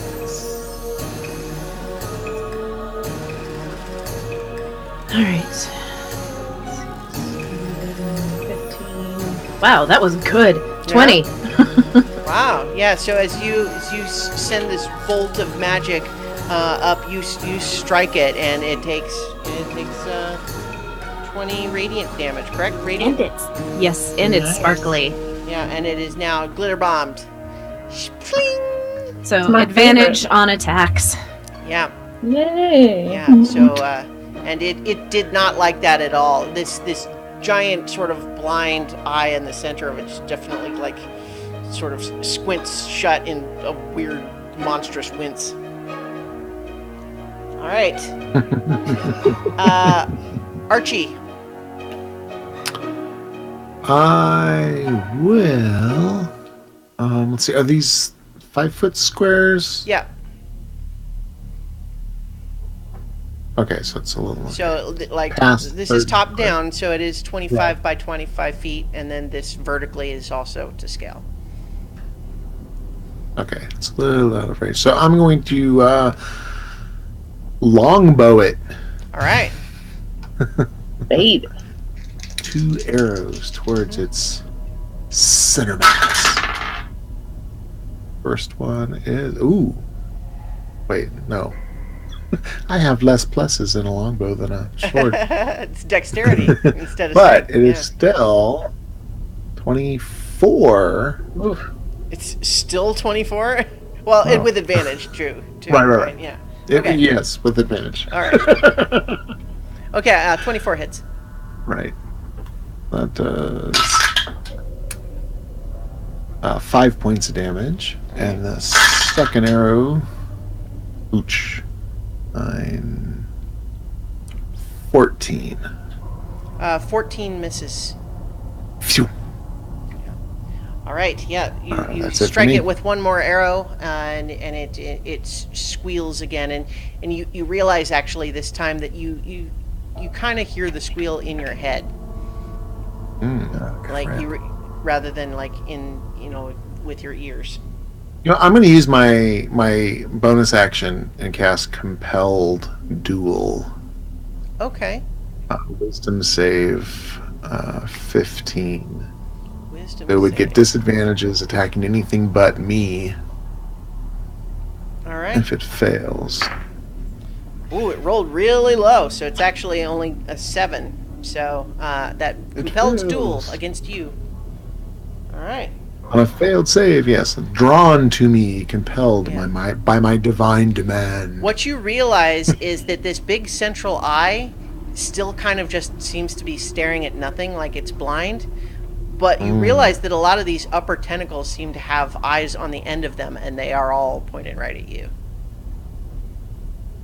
All right, Amethyst. So I'm gonna cast Earthbind and bring that fucker down to where we can all hit it. All right, so Earthbind. Can you I mean, if remind me I don't what- get to fall out of water into air as a shark or an octopus, then I'm at least bringing the tentacles to me. The other thing I will just remind you of, just in case you didn't remember this, is that at level 8 you can now turn into flying creatures. Sweet. Okay, so let's see how Earthbind works. Yellow strips of magical energy loop around the creature and must succeed on a strength saving throw, or its flying speed is reduced to 0 feet. And it would descend at 60 feet per round until it reaches the ground. Or until the spell ends. Okay, so it makes a strength saving throw against your DC. My spell save DC is 14. It rolled a 17. So Mother of you pearl, see that's- these loops of yellow energy sort of start to loop around it, but it kind of strains against them and is able to pull free. Turd. No, I mean, tactically it was a good choice. It just, unfortunately, the dice didn't go your way. No. All right, it is now this thing's turn. You know what? I'll just tell you. It's called a Mind Witness.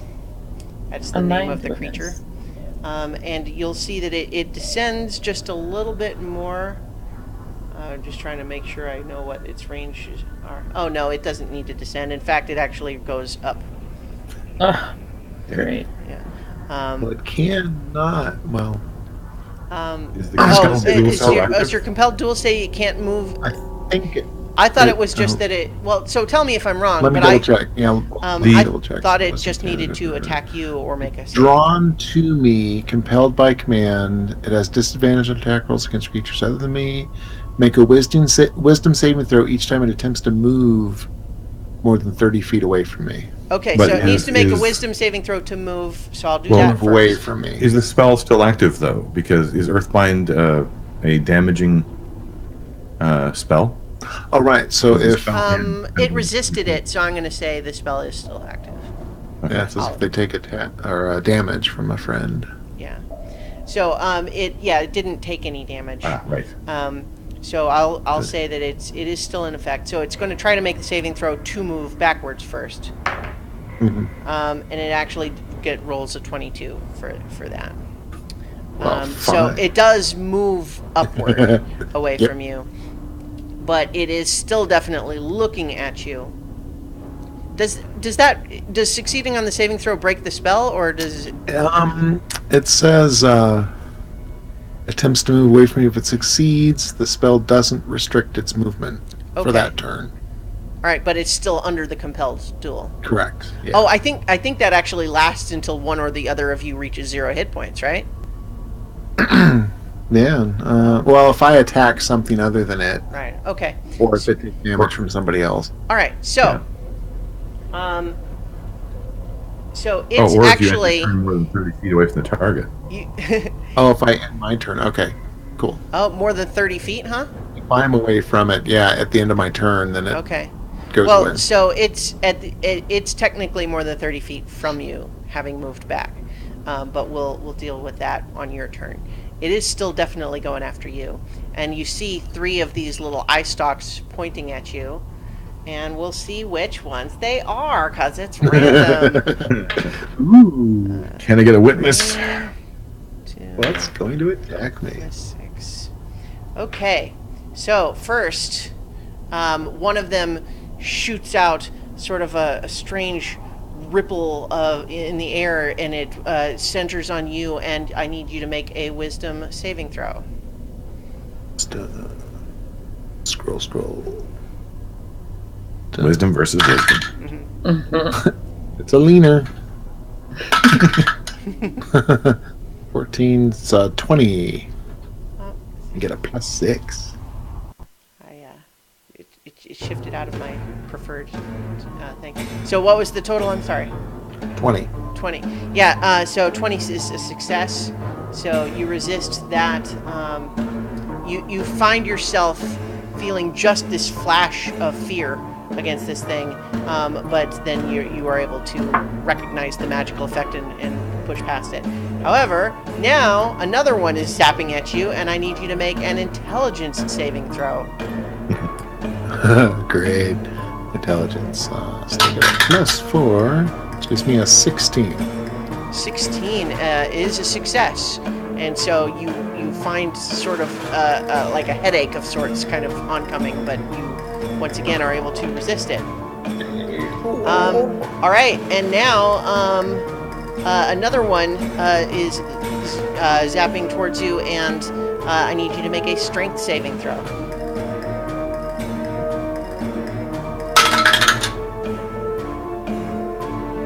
15. 15. Once again, you are successful, and so you feel just a little bit of feeling like light on your feet, like something's lifting you for a second, but you're able to shake out of its hold. And so it's actually not able to do anything to you this time. All right.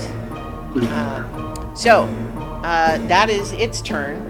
But at this point, you guys hear the door slam open, and a big hulking blue thing peeks through, looks down at you. And it's going to jump down into the room with you.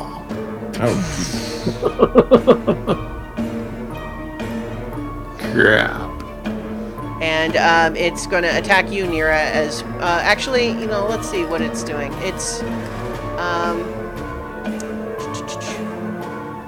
It's going to try to bite Nira, and then it's going to take 2 claw swings at Bala. So first... All the Mews are getting hit. Well, so that's a 27 to hit. Oh. So you take my d6. There it is.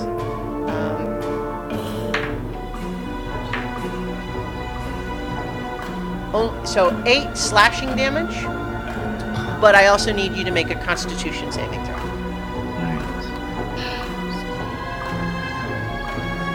Constitution. Oh, you know what? I'm sorry. That was the bite. So never mind. Just the 8 piercing damage. Got it.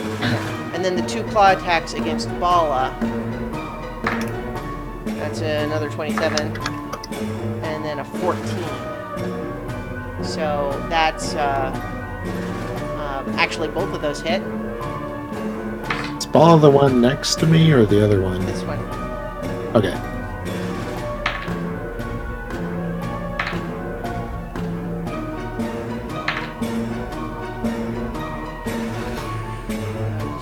Takes 20 total slashing damage.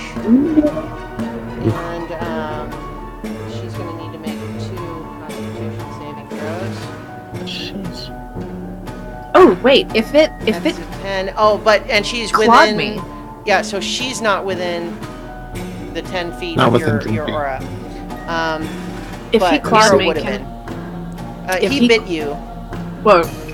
No, I thought he bit her. He clawed me. I bit you, Claude. Okay. Bit you. Oh, I said it wrong. Well, at it's first, still but okay. Yeah. So it still hit me. So I can use the Wrath of the Storm. You definitely can.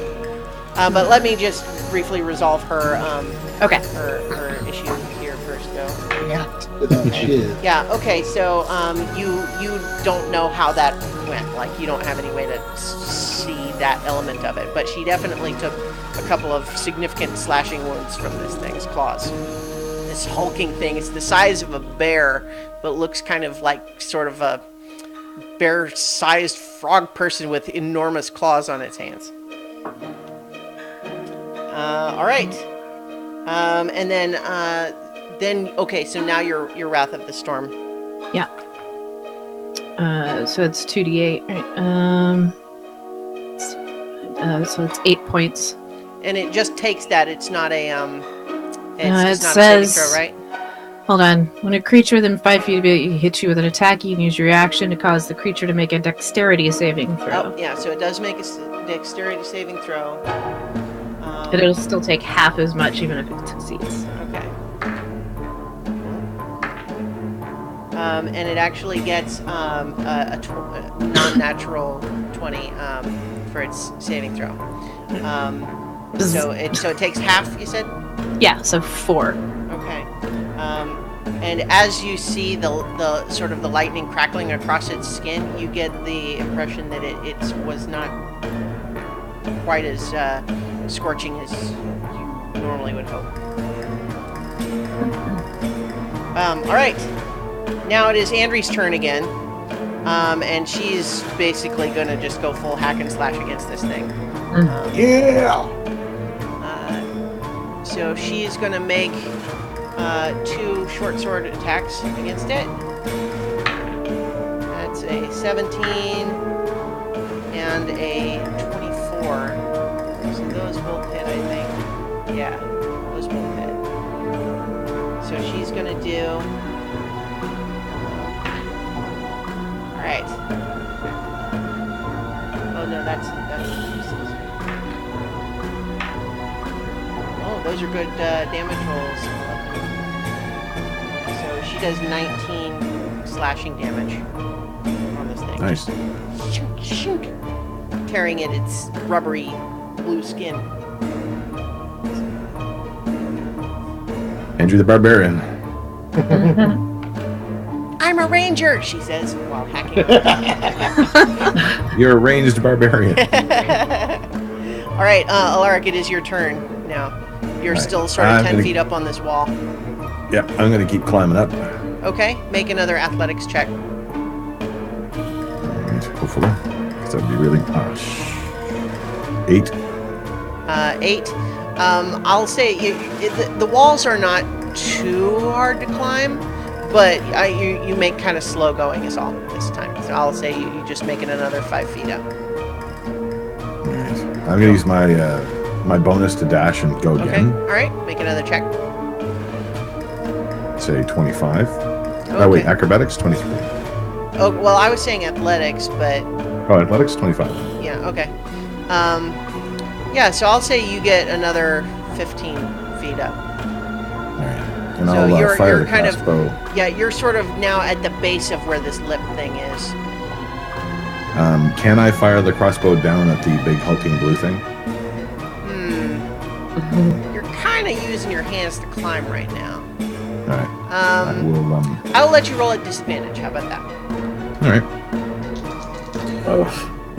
I hope I'm wearing a helmet. 10. 10? Yeah, 10 unfortunately misses. And yeah, you don't hit anybody else, but it does it just It's kind awful of close. it bounces off a thick part of this thing's hide. All right. Luck reloading. Okay, it is now Bala and Labley's turn. Bala has retrieved her spear and is actually fairly thrilled to have it actually within reach now. Have something within reach. And so she is going to throw her net at it.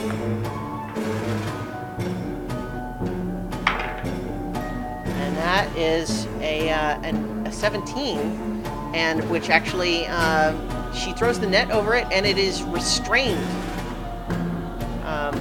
from this net. So she's got a net on it, and it gets all tangled up and sort of falls over. Sweet. All right. So that is her turn, and then Laidley is going to.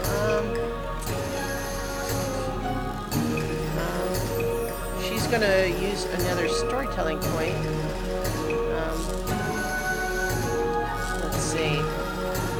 Yeah, she starts kind of preaching to all of you.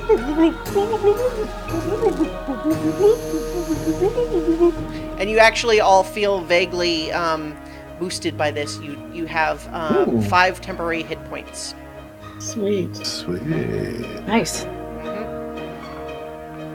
All right. That is their turn. So, Nira, you are up again. Let's see. I feel like I couldn't tell from your description if it only took it taking the half damage made me feel like it didn't do as much, or if it's like actually immune. It looked like it hurt it a little bit, but not Okay. as much as you would have expected. Okay. All right. Well, let's see. How far? You can see that it's got this very sort of rubbery, tough skin. Okay. It's probably somewhat insulating. All right.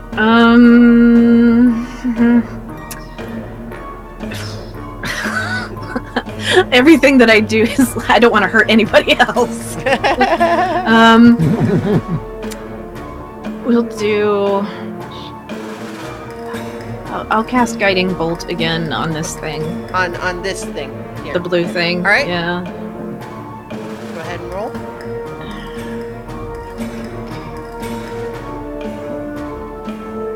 Okay.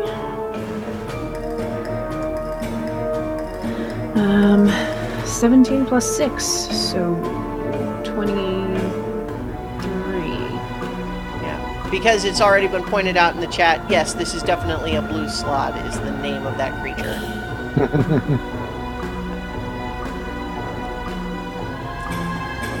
So, okay, hold on. Yeah, add again. 9. A blue slog. Yeah. 14. You know, I'm just looking at the chat, the stream, and just seeing it's actually kind of significantly delayed from us right now. It's almost like a minute behind, I think, more maybe. But that's Wow. fine. It's fine. Yeah. Just so anyone in the chat, just be forewarned that it's running a little bit more behind, so we might not respond as promptly or something. I don't know. Fine. I'm sorry. I'm talking over what you're doing, Nira. Did you decide what you're doing? You Guiding Bolt. Did you? Guiding did you roll? Bolt. And what was Yeah, the- 23, 23 hits. Yeah. and the damage was 14, 14. All right. and it's glitter bombed. Glitter bombs. So that's advantage on attack. Yes. It's restrained right now, right? Yes. So we How's did have it- advantage already. Yeah. So you actually you hit anyway, but technically all attacks against it have advantage right now already because it's tied up in the net. Right. But it can take the net off. Yeah. How's just- it looking? It's still pretty beefy. But it's sparkly now. Sparkly, beefy, sparkly, restrained. All good things.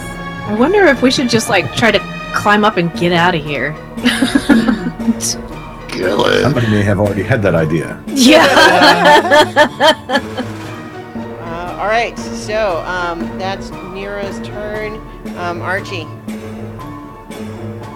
I am going to.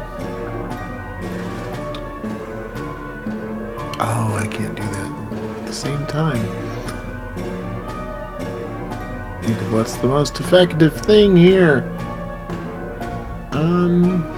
You know what? I need to smash. So I'll move past Mira right in front of this thing. All right.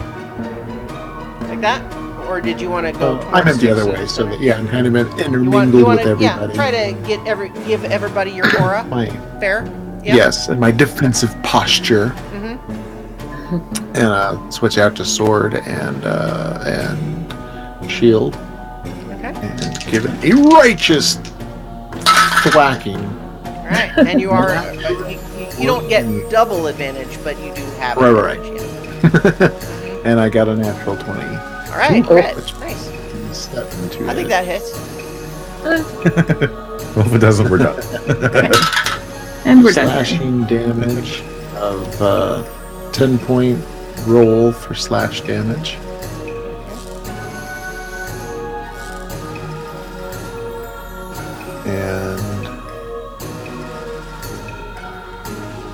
and give it a juice it up with a thunderous smite. All right. 2d6 thunder damage. Unfortunately, only 3 points, Okay. Thunder. but it has yeah, to make okay. a strength saving throw, Okay. or it gets pushed back 10 feet away. So All right. hopefully Well, it doesn't have that far to go, but we'll see if it, Right. you push it up against the wall or not. I guess it rolls it. Does it with restrained? Does it automatically fail, or is it just at disadvantage? No, I don't think it would automatically fail. Let's see. Disadvantage concuss- on dexterity saving throws. So it's, yeah. It gets a 20 on its strength saving throw, so it's not Cool. pushed. And So also that's you good. just see that a lot of that shockwave of the thunder and thunder damage just seems to sort of bounce off its rubbery flesh. I'll do my second sword attack, All right. which is a 19. All right. Yeah, 19 hits.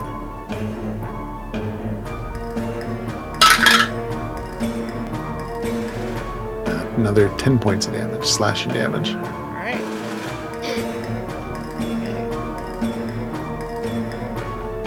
Okay. That is your turn then? Yes. All right. And so that breaks your compelled duel, correct? Yeah. Plus Yeah. at the end of because I attack something else, but also I'm And out of you're range you're at out the of end range my turn. anyway, so yeah, okay. All right. Amethyst. So I'm gonna cast Blight. Ooh, with a big gun. Mhm. Which one are you casting it on? The blue slog. All right. The other one's too far. Remind me, what does it make a saving throw? Target makes a Constitution saving throw. All right. And I've got, I mean, I don't know if any of this stuff that I've got on it, no, none of that helps this, does it? It gets it only gets a 10 for its Constitution saving throw. Sweet. So then Oh wait, I'm sorry. I do have to roll again. Technically, these do have advantage on saving throws against spells and magical effects. And that one's better. I'm sorry. It's a 23. even though it's restrained? This is magical resistance saving throw, not not like a dexterity. So, I think it's still half damage. Right? Oh, let's see. Light. I think. Fails half as much on a successful. Oh, good. Okay. Okay, so that's 8d8 damage. That's pretty good. At half of that, so 12, 13, 14, 15, Necromantic. and then Not resistant against necromantic energy. 30. So half of 30, 15. All right. Yeah, it definitely kind of as that sort of it does not like that. Nice. I like that it still hurts it even on a fail. I was just Yeah. like, oh, I just blew my level 4 spell. No. No. But yeah, this thing is its physical qualities or attributes are pretty impressive. All right, that was your turn. Now it is the Mind Witness's turn, and no longer susceptible to the compelled duel. It is going to. Let's see.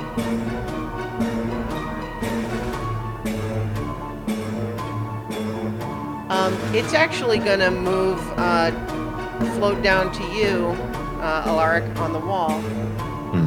And it's going to attack with its tentacles. That's 18. That's a hit. All right. You're going to take... Where's my D8? Just had it. I have lost my D8. No damage. Ha ha ha.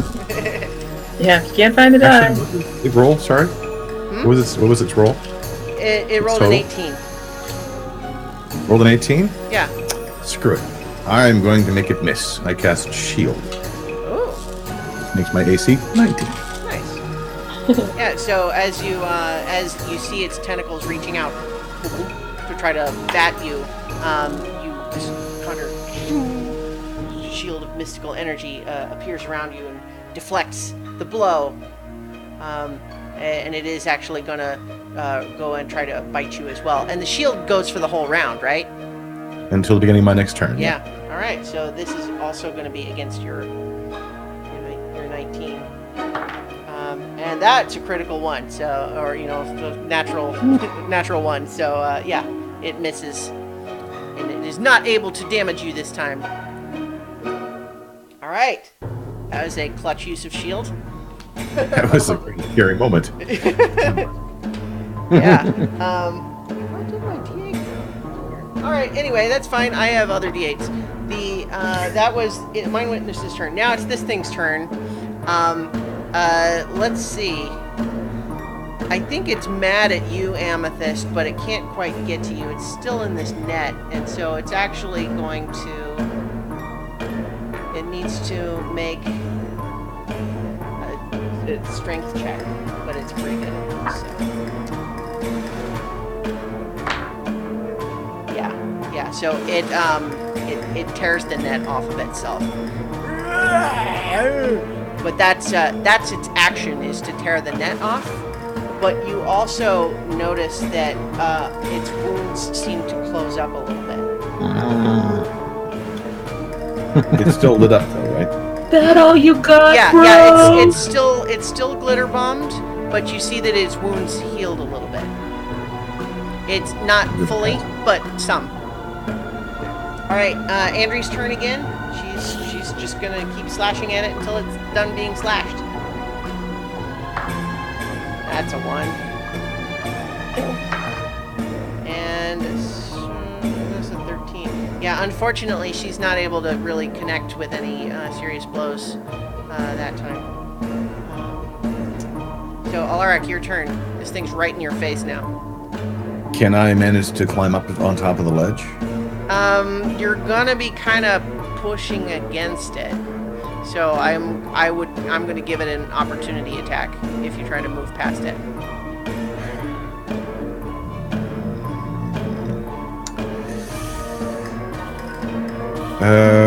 Oops, that's going to spin anyway. Yes, that's going. All right. Yeah, I would want it to go away. Because I mean, basically, where it is right now, you'd kind of be almost like climbing through its tentacles to climb up there. What if I did that instead? You can do that, but I will have it make an attack on you. Okay. Will I gain any advantage from being in its face? For it to, it's just trying to hit you with its tentacles, and if you are cooperating by, so technically, it's just trying to touch you. It doesn't have to like get, get a. But it's good within. swing. It's within range of me attacking it. Yes. I want to use my dagger. All right, I will do that. I will swing once with the dagger, then swing twice with the dagger, and then hopefully something goes right. All right. That is that's actually a 25 to hit. Yeah, well, that'll hit. All right. So that's a first hit for 8 points of damage. And the second stab, 17 to hit 17 hits. for 10 points of damage. Wow. You definitely, got your dagger out and went shoot, and you actually cut off the tip of one of its little tentacles, and it's sort of screeching, and you can see that it's more cut up than it expected to be. And I will use my bonus action. Mm-hmm. If I use my bonus action to disengage, can I move by it then without the attack of opportunity? You know what? That's fair. That's kind of how it works. So I'll say yes. I'll do that. So at least I'm standing on firm, well, more or less firm ground. So I'll let you say you can get up there. You find that the slide did not close the door on its way in, and that's so handy. but all you see through it is just a dark hallway. Can I move a little further in then? Because it can't fit in the hallway, right? Yep. Well, it's a fairly big doorway. This thing came through it. Oh, yeah. Yeah, I'll stay there, Okay. just inside the door. Yep. There's no place to hide in there, is there? No. Not that I can hide The door is behind at it, the but- end of kind of a long straight hallway. All right. All right. But yeah, I mean, as long as it's kind of looking at you down the hallway, there's not really anywhere to hide. But That's for fine. example, you are out of line of sight of the slot, for example. Yeah, I don't think it really cares. It's busy. It's busy. All right, it is the Quatoa's turn now. Bala is gonna try to spear this thing, and bite it. Actually, she's gonna do both. First, yeah, she's gonna spear. That's a 21 to hit, and that only does 5 piercing damage. But what Bala can do, because she's a biter, she essentially locks her jaw closed, and she's essentially grapples to it with her bite. And now she's gonna, while biting it, she's gonna jab it with her spear too. I missed Bala. All right, but that's a natural 1 with the spear attack. So unfortunately, I think she goes to jab it with the spear and actually drops it. So she's still chomped on with the bite, which is like. Oh. All right. And then so Laidley's turn. She is continuing this. So you still all have 5 temporary hit points, essentially, because she's continuing her tale of a great victory. Is what she's doing here. I hate to ask, but is there a range on that? Let's see. Oh, you know what? It is a 30-foot radius, so you are outside that radius, right? Kill me for being honest. I appreciate it. Thank you. I would have punished you if I had realized later. All right, Nira, it's your turn. Okay, so before you have let me use my Banff Cape to take, I think I took 2 people with me. Didn't I take Lark and Andrew? Yes, because it replicates Dimension Door. You didn't. You can't take 2 people. But what it does is you can take one other person of your size or smaller. Okay.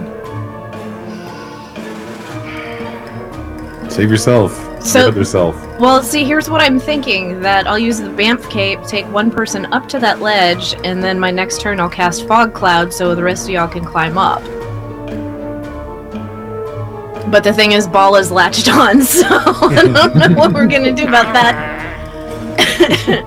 Okay, and if I isn't take... it just gonna follow us, though? I mean, it's not like it's gonna stay there. Well, but if it can't see us, it doesn't know where we've gone. That's what Fog Cloud is for. I mean, I get.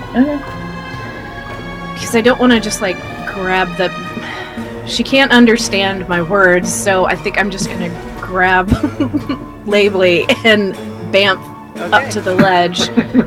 You realize that what I'm gonna aim for behind Alaric. Okay. Well, I will let that work. But bear in mind what that means now.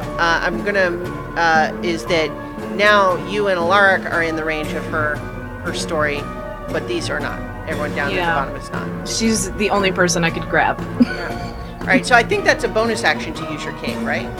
Oh, it is? I think. Hold on, let me look, because that would be awesome. Because I think Dimension Door is usually. Is that a bonus action? Spell it. Let's see. This cape smells. While wearing it, you can use it to cast a Dimension Door spell as an action. Okay, as an action. All right. So, yeah. So that's your turn. Is hey, you're starting making progress to getting everyone out of sort of immediate harm's way of this thing. Or working on it anyway. All right. So that makes it your turn, Archie. Okay. You no longer have advantage on your attack because it's out of the net and the guiding bolt wore off at the end of Nira's turn. Sure. I'm going to, just straight up attack. All right. Sword attack. Sworded. Sword. It's only a 12. The second is a 24. Woohoo! Alright. 12 misses, 24 hits.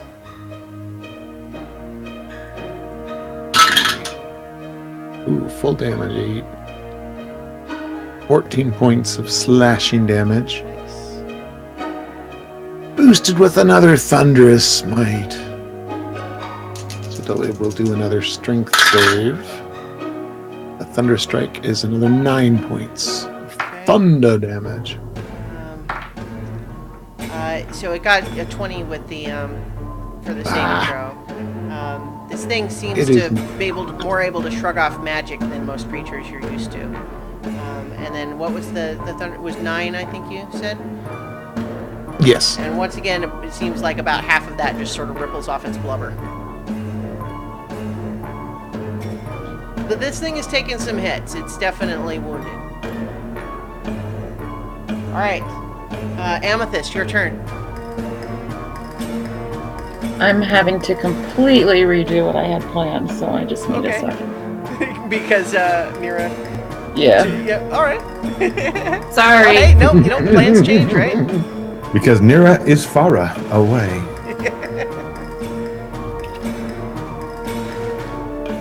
So Nira and yet so far. Okay, so I'm going to Nira today, gone tomorrow. I'm going to cast Conjure Animals and summon Okay. 6 because I'm double checking the challenge rating. Oh no, not that. That's too high. I'm gonna summon 6 giant owls. All right. Okay. Let's see. It's gonna be crowded, I know, but Yeah. All right. Let's. I see. And that's okay. Let me ask you this though, Christiana, because I can't find. I've looked before to try and figure out. Okay, so if I summon a giant owl, how many 5-foot squares does that fill? And how big are they? Well, so what it always says is, let's see, giant owl is the I'm looking up some stuff. yeah. So a giant owl, if it is a large creature, typically would take It is up, large. it's that it's a 10 foot sort of circle would be the double size. Basically, you know what? I just realized this slot is actually a little bigger for scale. But anyway, that's all right. No, that's fine. So not as big as the slot, but like, when you've seen, when you turn into like a bear, it's like that size. Okay. Okay, so those are challenging corners. Yeah. I could actually summon 8, but I figure that's just too many owls. All right. The parliament doesn't need to be that big. There's a lot of vertical space. I mean, hey, I'm all for 8. I just didn't want to have 1,000 rolls. Okay. But there's a flying thing too, so having other flying creatures that can defend us is good. And Yeah. they're flying. They're big enough to carry us. Okay, so you know what? Where are you conjuring them? Where are they appearing? I'm gonna conjure 4 of them up top by the mind witness. Okay. And I want one of them to make sure that its butt is in Nira's face. And then I want the other 4 above the blue slog. Just like, All right. I'm improvising with the tokens here. I know, I'm sorry. That's all right. But I do love me some giant owls. Okay. 1, 2, 3, 4. Okay. So the token size here is not going to be fully representative, but there kind of a lot of it is wingspan and all that. Of course. All right. So How big are Labely and Bala? they're about the same as you guys. Okay.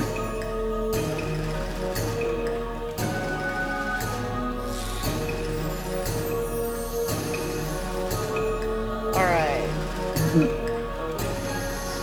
So, oh wait, there's 7 of us, aren't there? 1. I'll just go ahead and make 8. You can summon 8. There's Yeah. not any reason you wouldn't summon 8. Assuming all of them survive to carry us out is kind of a big assumption. I guess. All right, so 4 of them are up hassling the Mind Witness, as requested. 1 up in this hallway, doing its best to button Nero's face. And so I'm going to say that these other 4 are. I'm going to show them here just to Perfect. indicate they're not on the bottom, but they're basically going to be sort of hovering over and attacking this thing if that's what your command is. So go ahead and roll initiative for your giant owls. Okay. Whoa. 11 and 20. I laughed and it blew all the tokens away. Slod smudge. Owl 1 is 11. Oh no, not a separate one for each. Just Oh, good. Okay, so 11. Thank 11. God. All right. I'm gonna need more d20s. They just doubled the party. That's pretty good. Right. Yeah.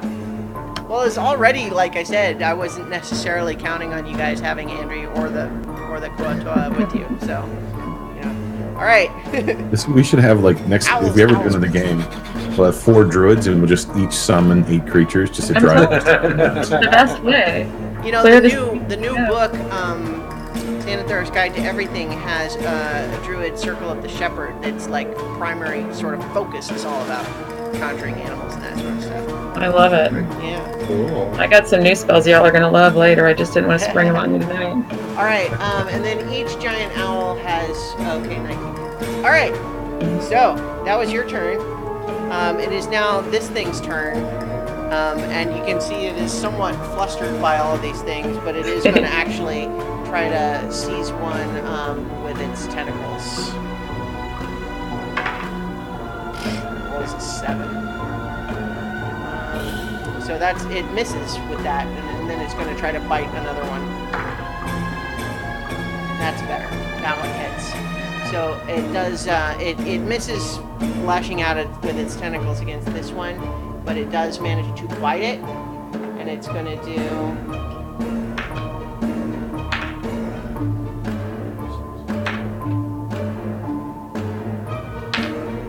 Ooh, it's a high roll. Yeah. It just bites one of them just in half. Aww. And it poofs. Poof. And it's you can imagine its confusion, and it's psychically you get a vague impression of, huh? All right, but that's its turn, and now it is actually the owl's turn. Well, the owl's gonna try and fuck it up. All right, so the 3 up here are attacking the Mind Witness then. Yes. All right, so go ahead and roll 3 owl attacks. So, I have it here. Talon attack is a +3 to hit. is there any advantage or anything? Not right now. Okay. 6. 12. 5. Okay. Yeah, unfortunately, none of them are really able to do any damage, but they're definitely sort of keeping its attention. Fluttering all around it. It's very distracting. Alright. Okay. Now it is the Slod's turn down here, and it doesn't like how you've been beating on it, Archie, so it's just going to basically wail on you. Bring it. Alright, so first it's going to bite at you. So can the owls down there get a turn, or are they on a separate roll? Oh, you're right. They go first. You're right. So go ahead and make their 4 rolls. 6. 20. 20 will hit. 18. And 18. Okay, so that's 3 hits for 2d6 plus 1 each. Nice. 9. And wait, it was plus what? 2d6 plus 1 each. Okay, so 5. 9 and 5. Wasn't there one more? I thought we said 3 hits. Oh, I'm sorry.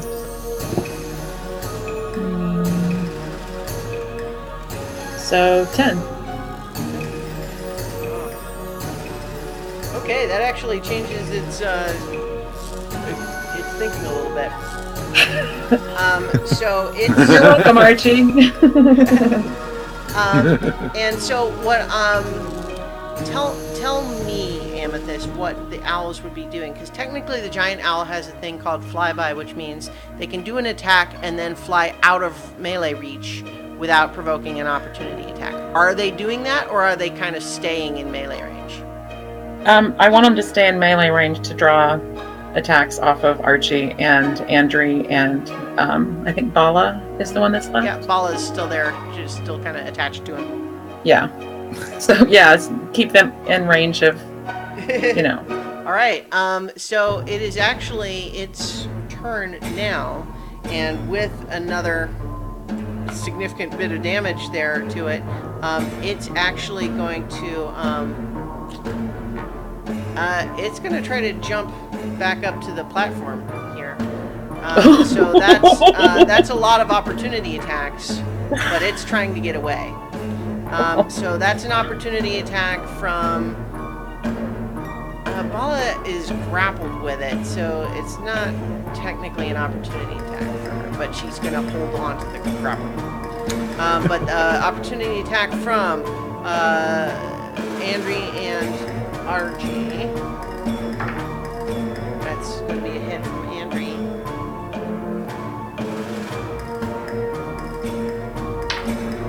For 6.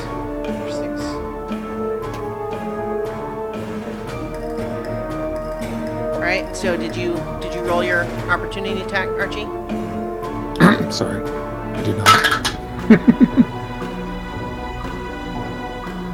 Would be a 20. Yeah, well, that'll hit. Second. 13 points. It's looking pretty wounded now, and so technically all of those owls get opportunity attacks too, as it's sort of jumping through them. Fun. That's why I asked if they were staying in melee range or not. Totally. Hoot slash, hoot So that's another 4 attacks from them.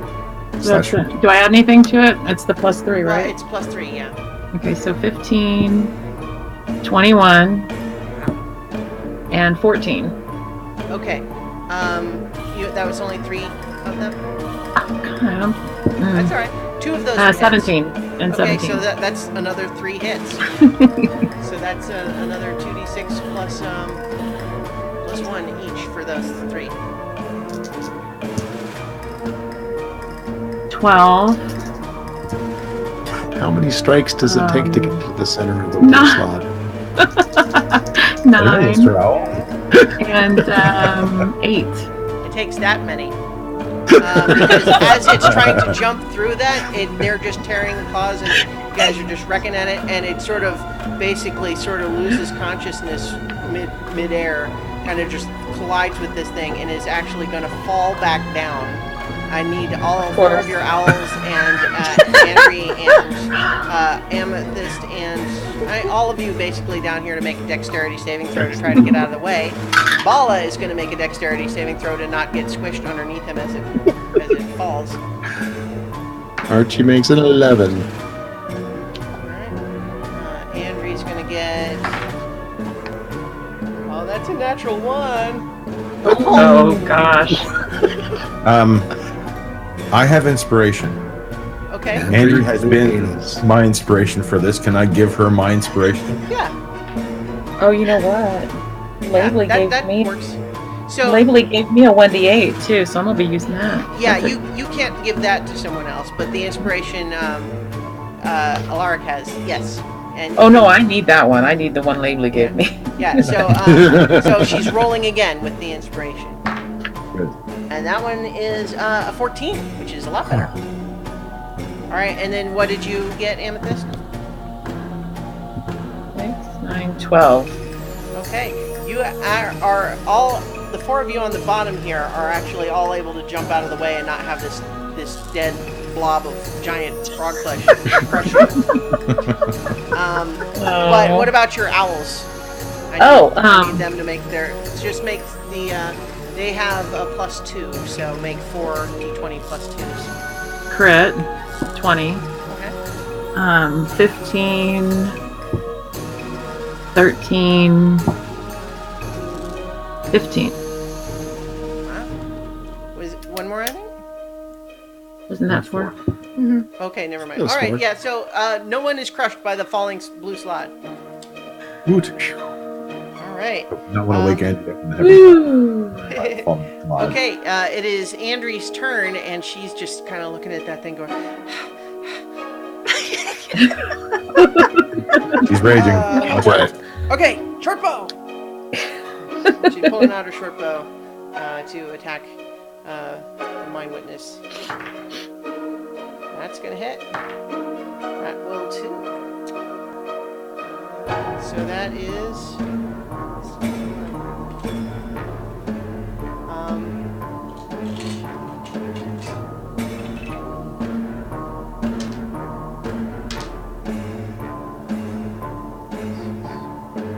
That's 14 damage to it. And it's looking pretty wounded now, too. Alright, Alaric, your turn. It's looking wounded. Good. Yeah, it's pretty bad off. I'm gonna step forward with my dagger and give it what for. Alright. Not with You definitely have allies within 5 feet of it. I do, but I don't have any better rolls. So that was an 11 to hit, and that was a natural 1. So never mind. Yeah, well, unfortunately, neither of those hit. So, no damage there. As Andrew was the one who hit it last, I'm going to assume that the arrows caused it to jerk spasmodically, which is why I completely and utterly miss.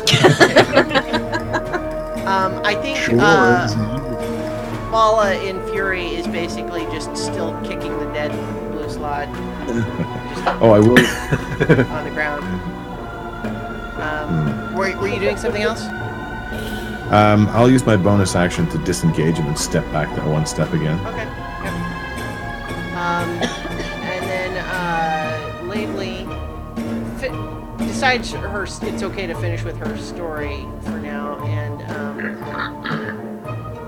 you know what? She is actually just gonna let you guys handle it.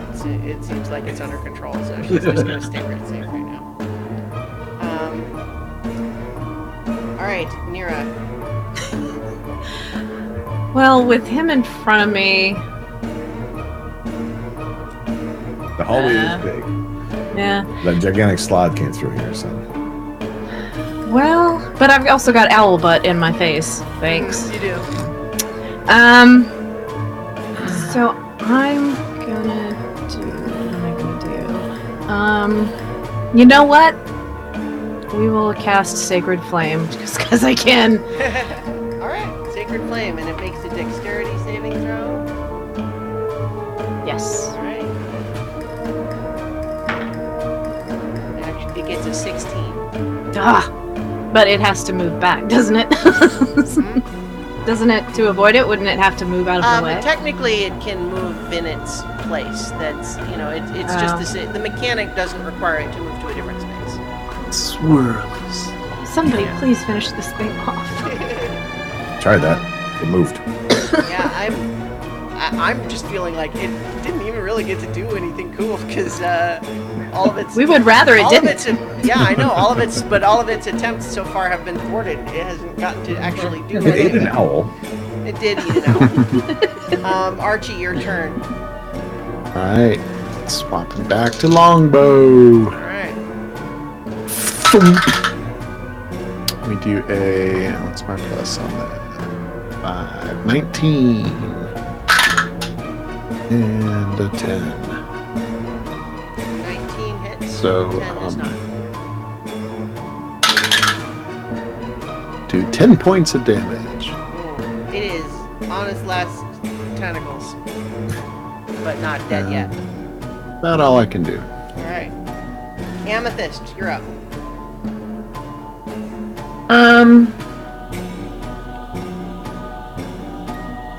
Well, I'm gonna let them know that if Andrew, Bala, and Archie, if they want a mount, that they can just indicate an owl, and that owl will fly them up and around. And Excellent. Finish it. The only one of you that even really took damage is Bala. So far. Me, Mira Oh, took some did damage you at the took start. a little bit? a little bit, yeah. Okay, yeah, from Guys it, takes a from little it bit bit. you, right? Yeah. That's right. And I fell, so Oh, right, yeah. you know. More damage All to right, so ourselves. are you doing anything with your action right now, Amethyst? You could Yeah. turn into an owl or a giant eagle or whatever on your own and fly up. I could, but I think I'm gonna cast. Kill this thing first. Yeah, Is that a spell? I'm gonna. Am I within 30 feet of it? Wait, I'm further away than that, aren't I? 10, It 20. is 30. technically just outside of 30 feet. Oh, okay. Sorry, I spaced. I'm not quite sure what I'm gonna do. Yeah, F it. I guess I'll turn into an owl and fly up. All right. You don't have any cantrips or anything you can throw at it? Not. I'm too far. That's what I was trying to Not within say. 30 feet. I mean, You could hold Yeah. your action and have an eagle swoop down and pull you up, and when you're close enough, fire it off. You can oh, do that's that. cool. I'd let you do Yeah, that. let me do that. Yeah, let's do that. You I'll can do. command an owl to come pick you up, and then when it brings you within range, you can cast your spell. I'll Okay. allow that. Awesome. Let me do that, and Actually, I'll it looks really awesome. come screeching in. Yes. Okay, so it is actually the Mind Witness's turn now. And it sees you guys in the hallway, No. especially with Alaric having just tried to stab it again. And so it's actually going to aim a couple of eye rays in through the hallway at you, and you're kind of still in front, Alaric. So I think Yep. you're getting it Bravely. first at least. So let's see what rays it gets.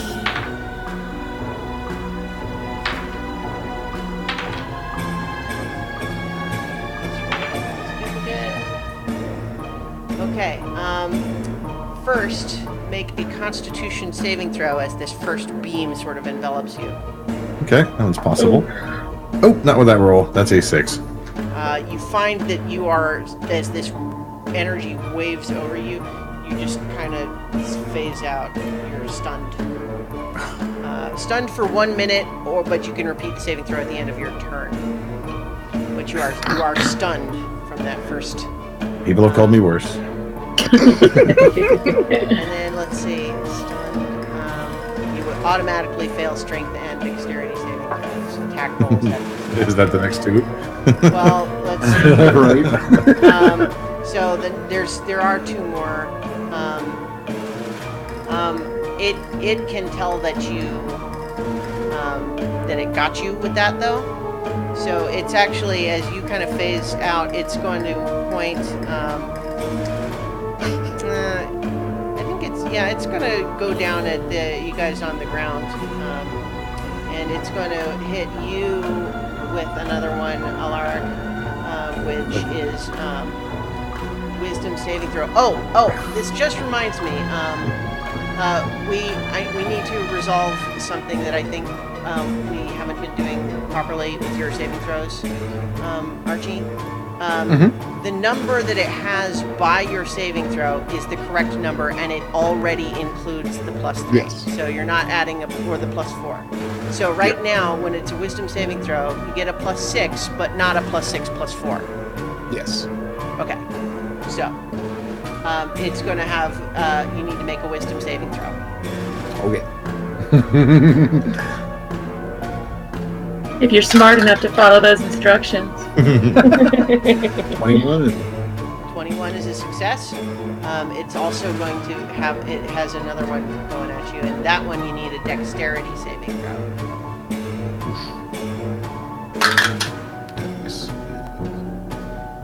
24. Wow. Yep. Jeez. It got to hit with one ray the whole time there. That's what I'm here for. All right. So that makes it the owl's turn.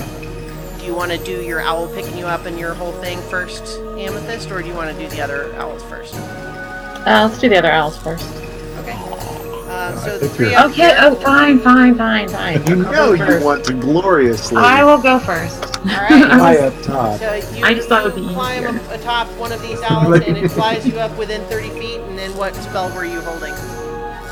It was poison spray. Okay, it brings you up within the 5 feet. I think that requires. And 10 then, feet, and it's a Constitution saving throw. okay, so it's gonna Nice make. you. That is a 14. That's So- me. So 14 is what it needed. Let me double check it on the Beyond D&D thing. 14 is your DC. So Yeah. So it's a success.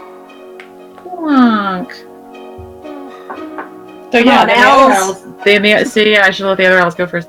Okay, so owl But 1. you looked Yeah. awesome. So these three Yes. are go ahead and make their attack rolls. So 14, 12, and 21. Okay. The 14 and the 12 miss, but the 21 hits. Okay. So that's 6. So what this owl does is this owl is fearless and committed, and it just goes right for that big blind fat eye and just tears it up, and the thing sort of shrieks and curls up and starts to sink slowly, and then finally just boom to the ground. But it doesn't hit anybody. So they're both Good dead. job. Congratulations, you guys! You're out of initiative. Does the paralysis maintain even though it's dead? You can make another saving throw. No, I really can't. I think. Healing word. Remind us of it every 6 Well, seconds. it lasts a maximum of a minute anyway. But, Oh. but Natural 20. all right, yeah. You got it. And All right. stay there. Oh, it's All gone. right, well done, you guys. So, as you catch your breath from the tense,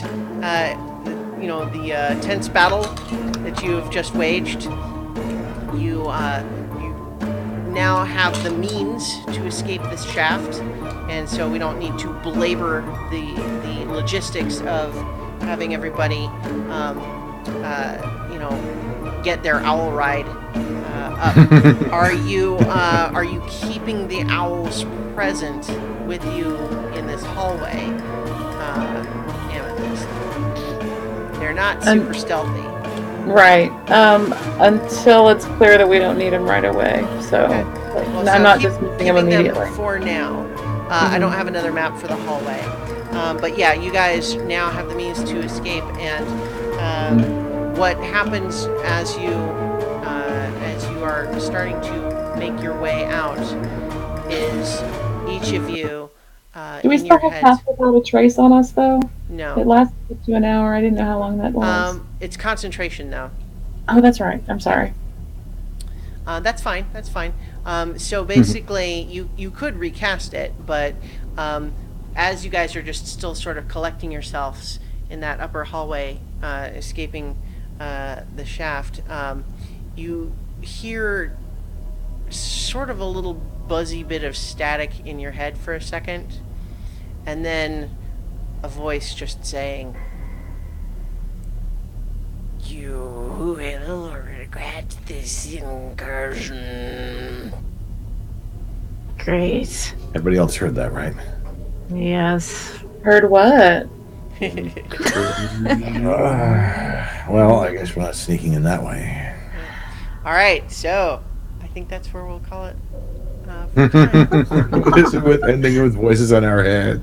Well, you guys, if you hadn't taken so long fighting those things, I don't know. Right. I know. Parliament Beakadelic saved us. I keep forgetting that I have this wand of wonder, and I was like, this goes another turn, I'm totally using it. I didn't get there. Never goes that extra turn. One day it will, and we're all doomed. All right, well done, you guys. You with with clever role play and thinking, and you actually made a plan that gained you 3 allies, to making that fight a little easier than it might have been. So well done there, you guys. But we'll have to wait until next time to see what other dangers await you in the elemental plane of water. On so many levels. Yeah. On so many levels. So many holes. So many holes. And shafts, apparently. Thank you for sure. thank you for those of you who watched either live, or if you're watching this on YouTube later. We had Prince Justin for a while, and of course Paulette, Mother Dragon. Lots of slod equals salad puns. Good stuff. Calamari slot. Yep. All right. So you guys, I did great, and we'll catch up with everybody next time. So, be with us next time for more adventure on so many levels. Yay.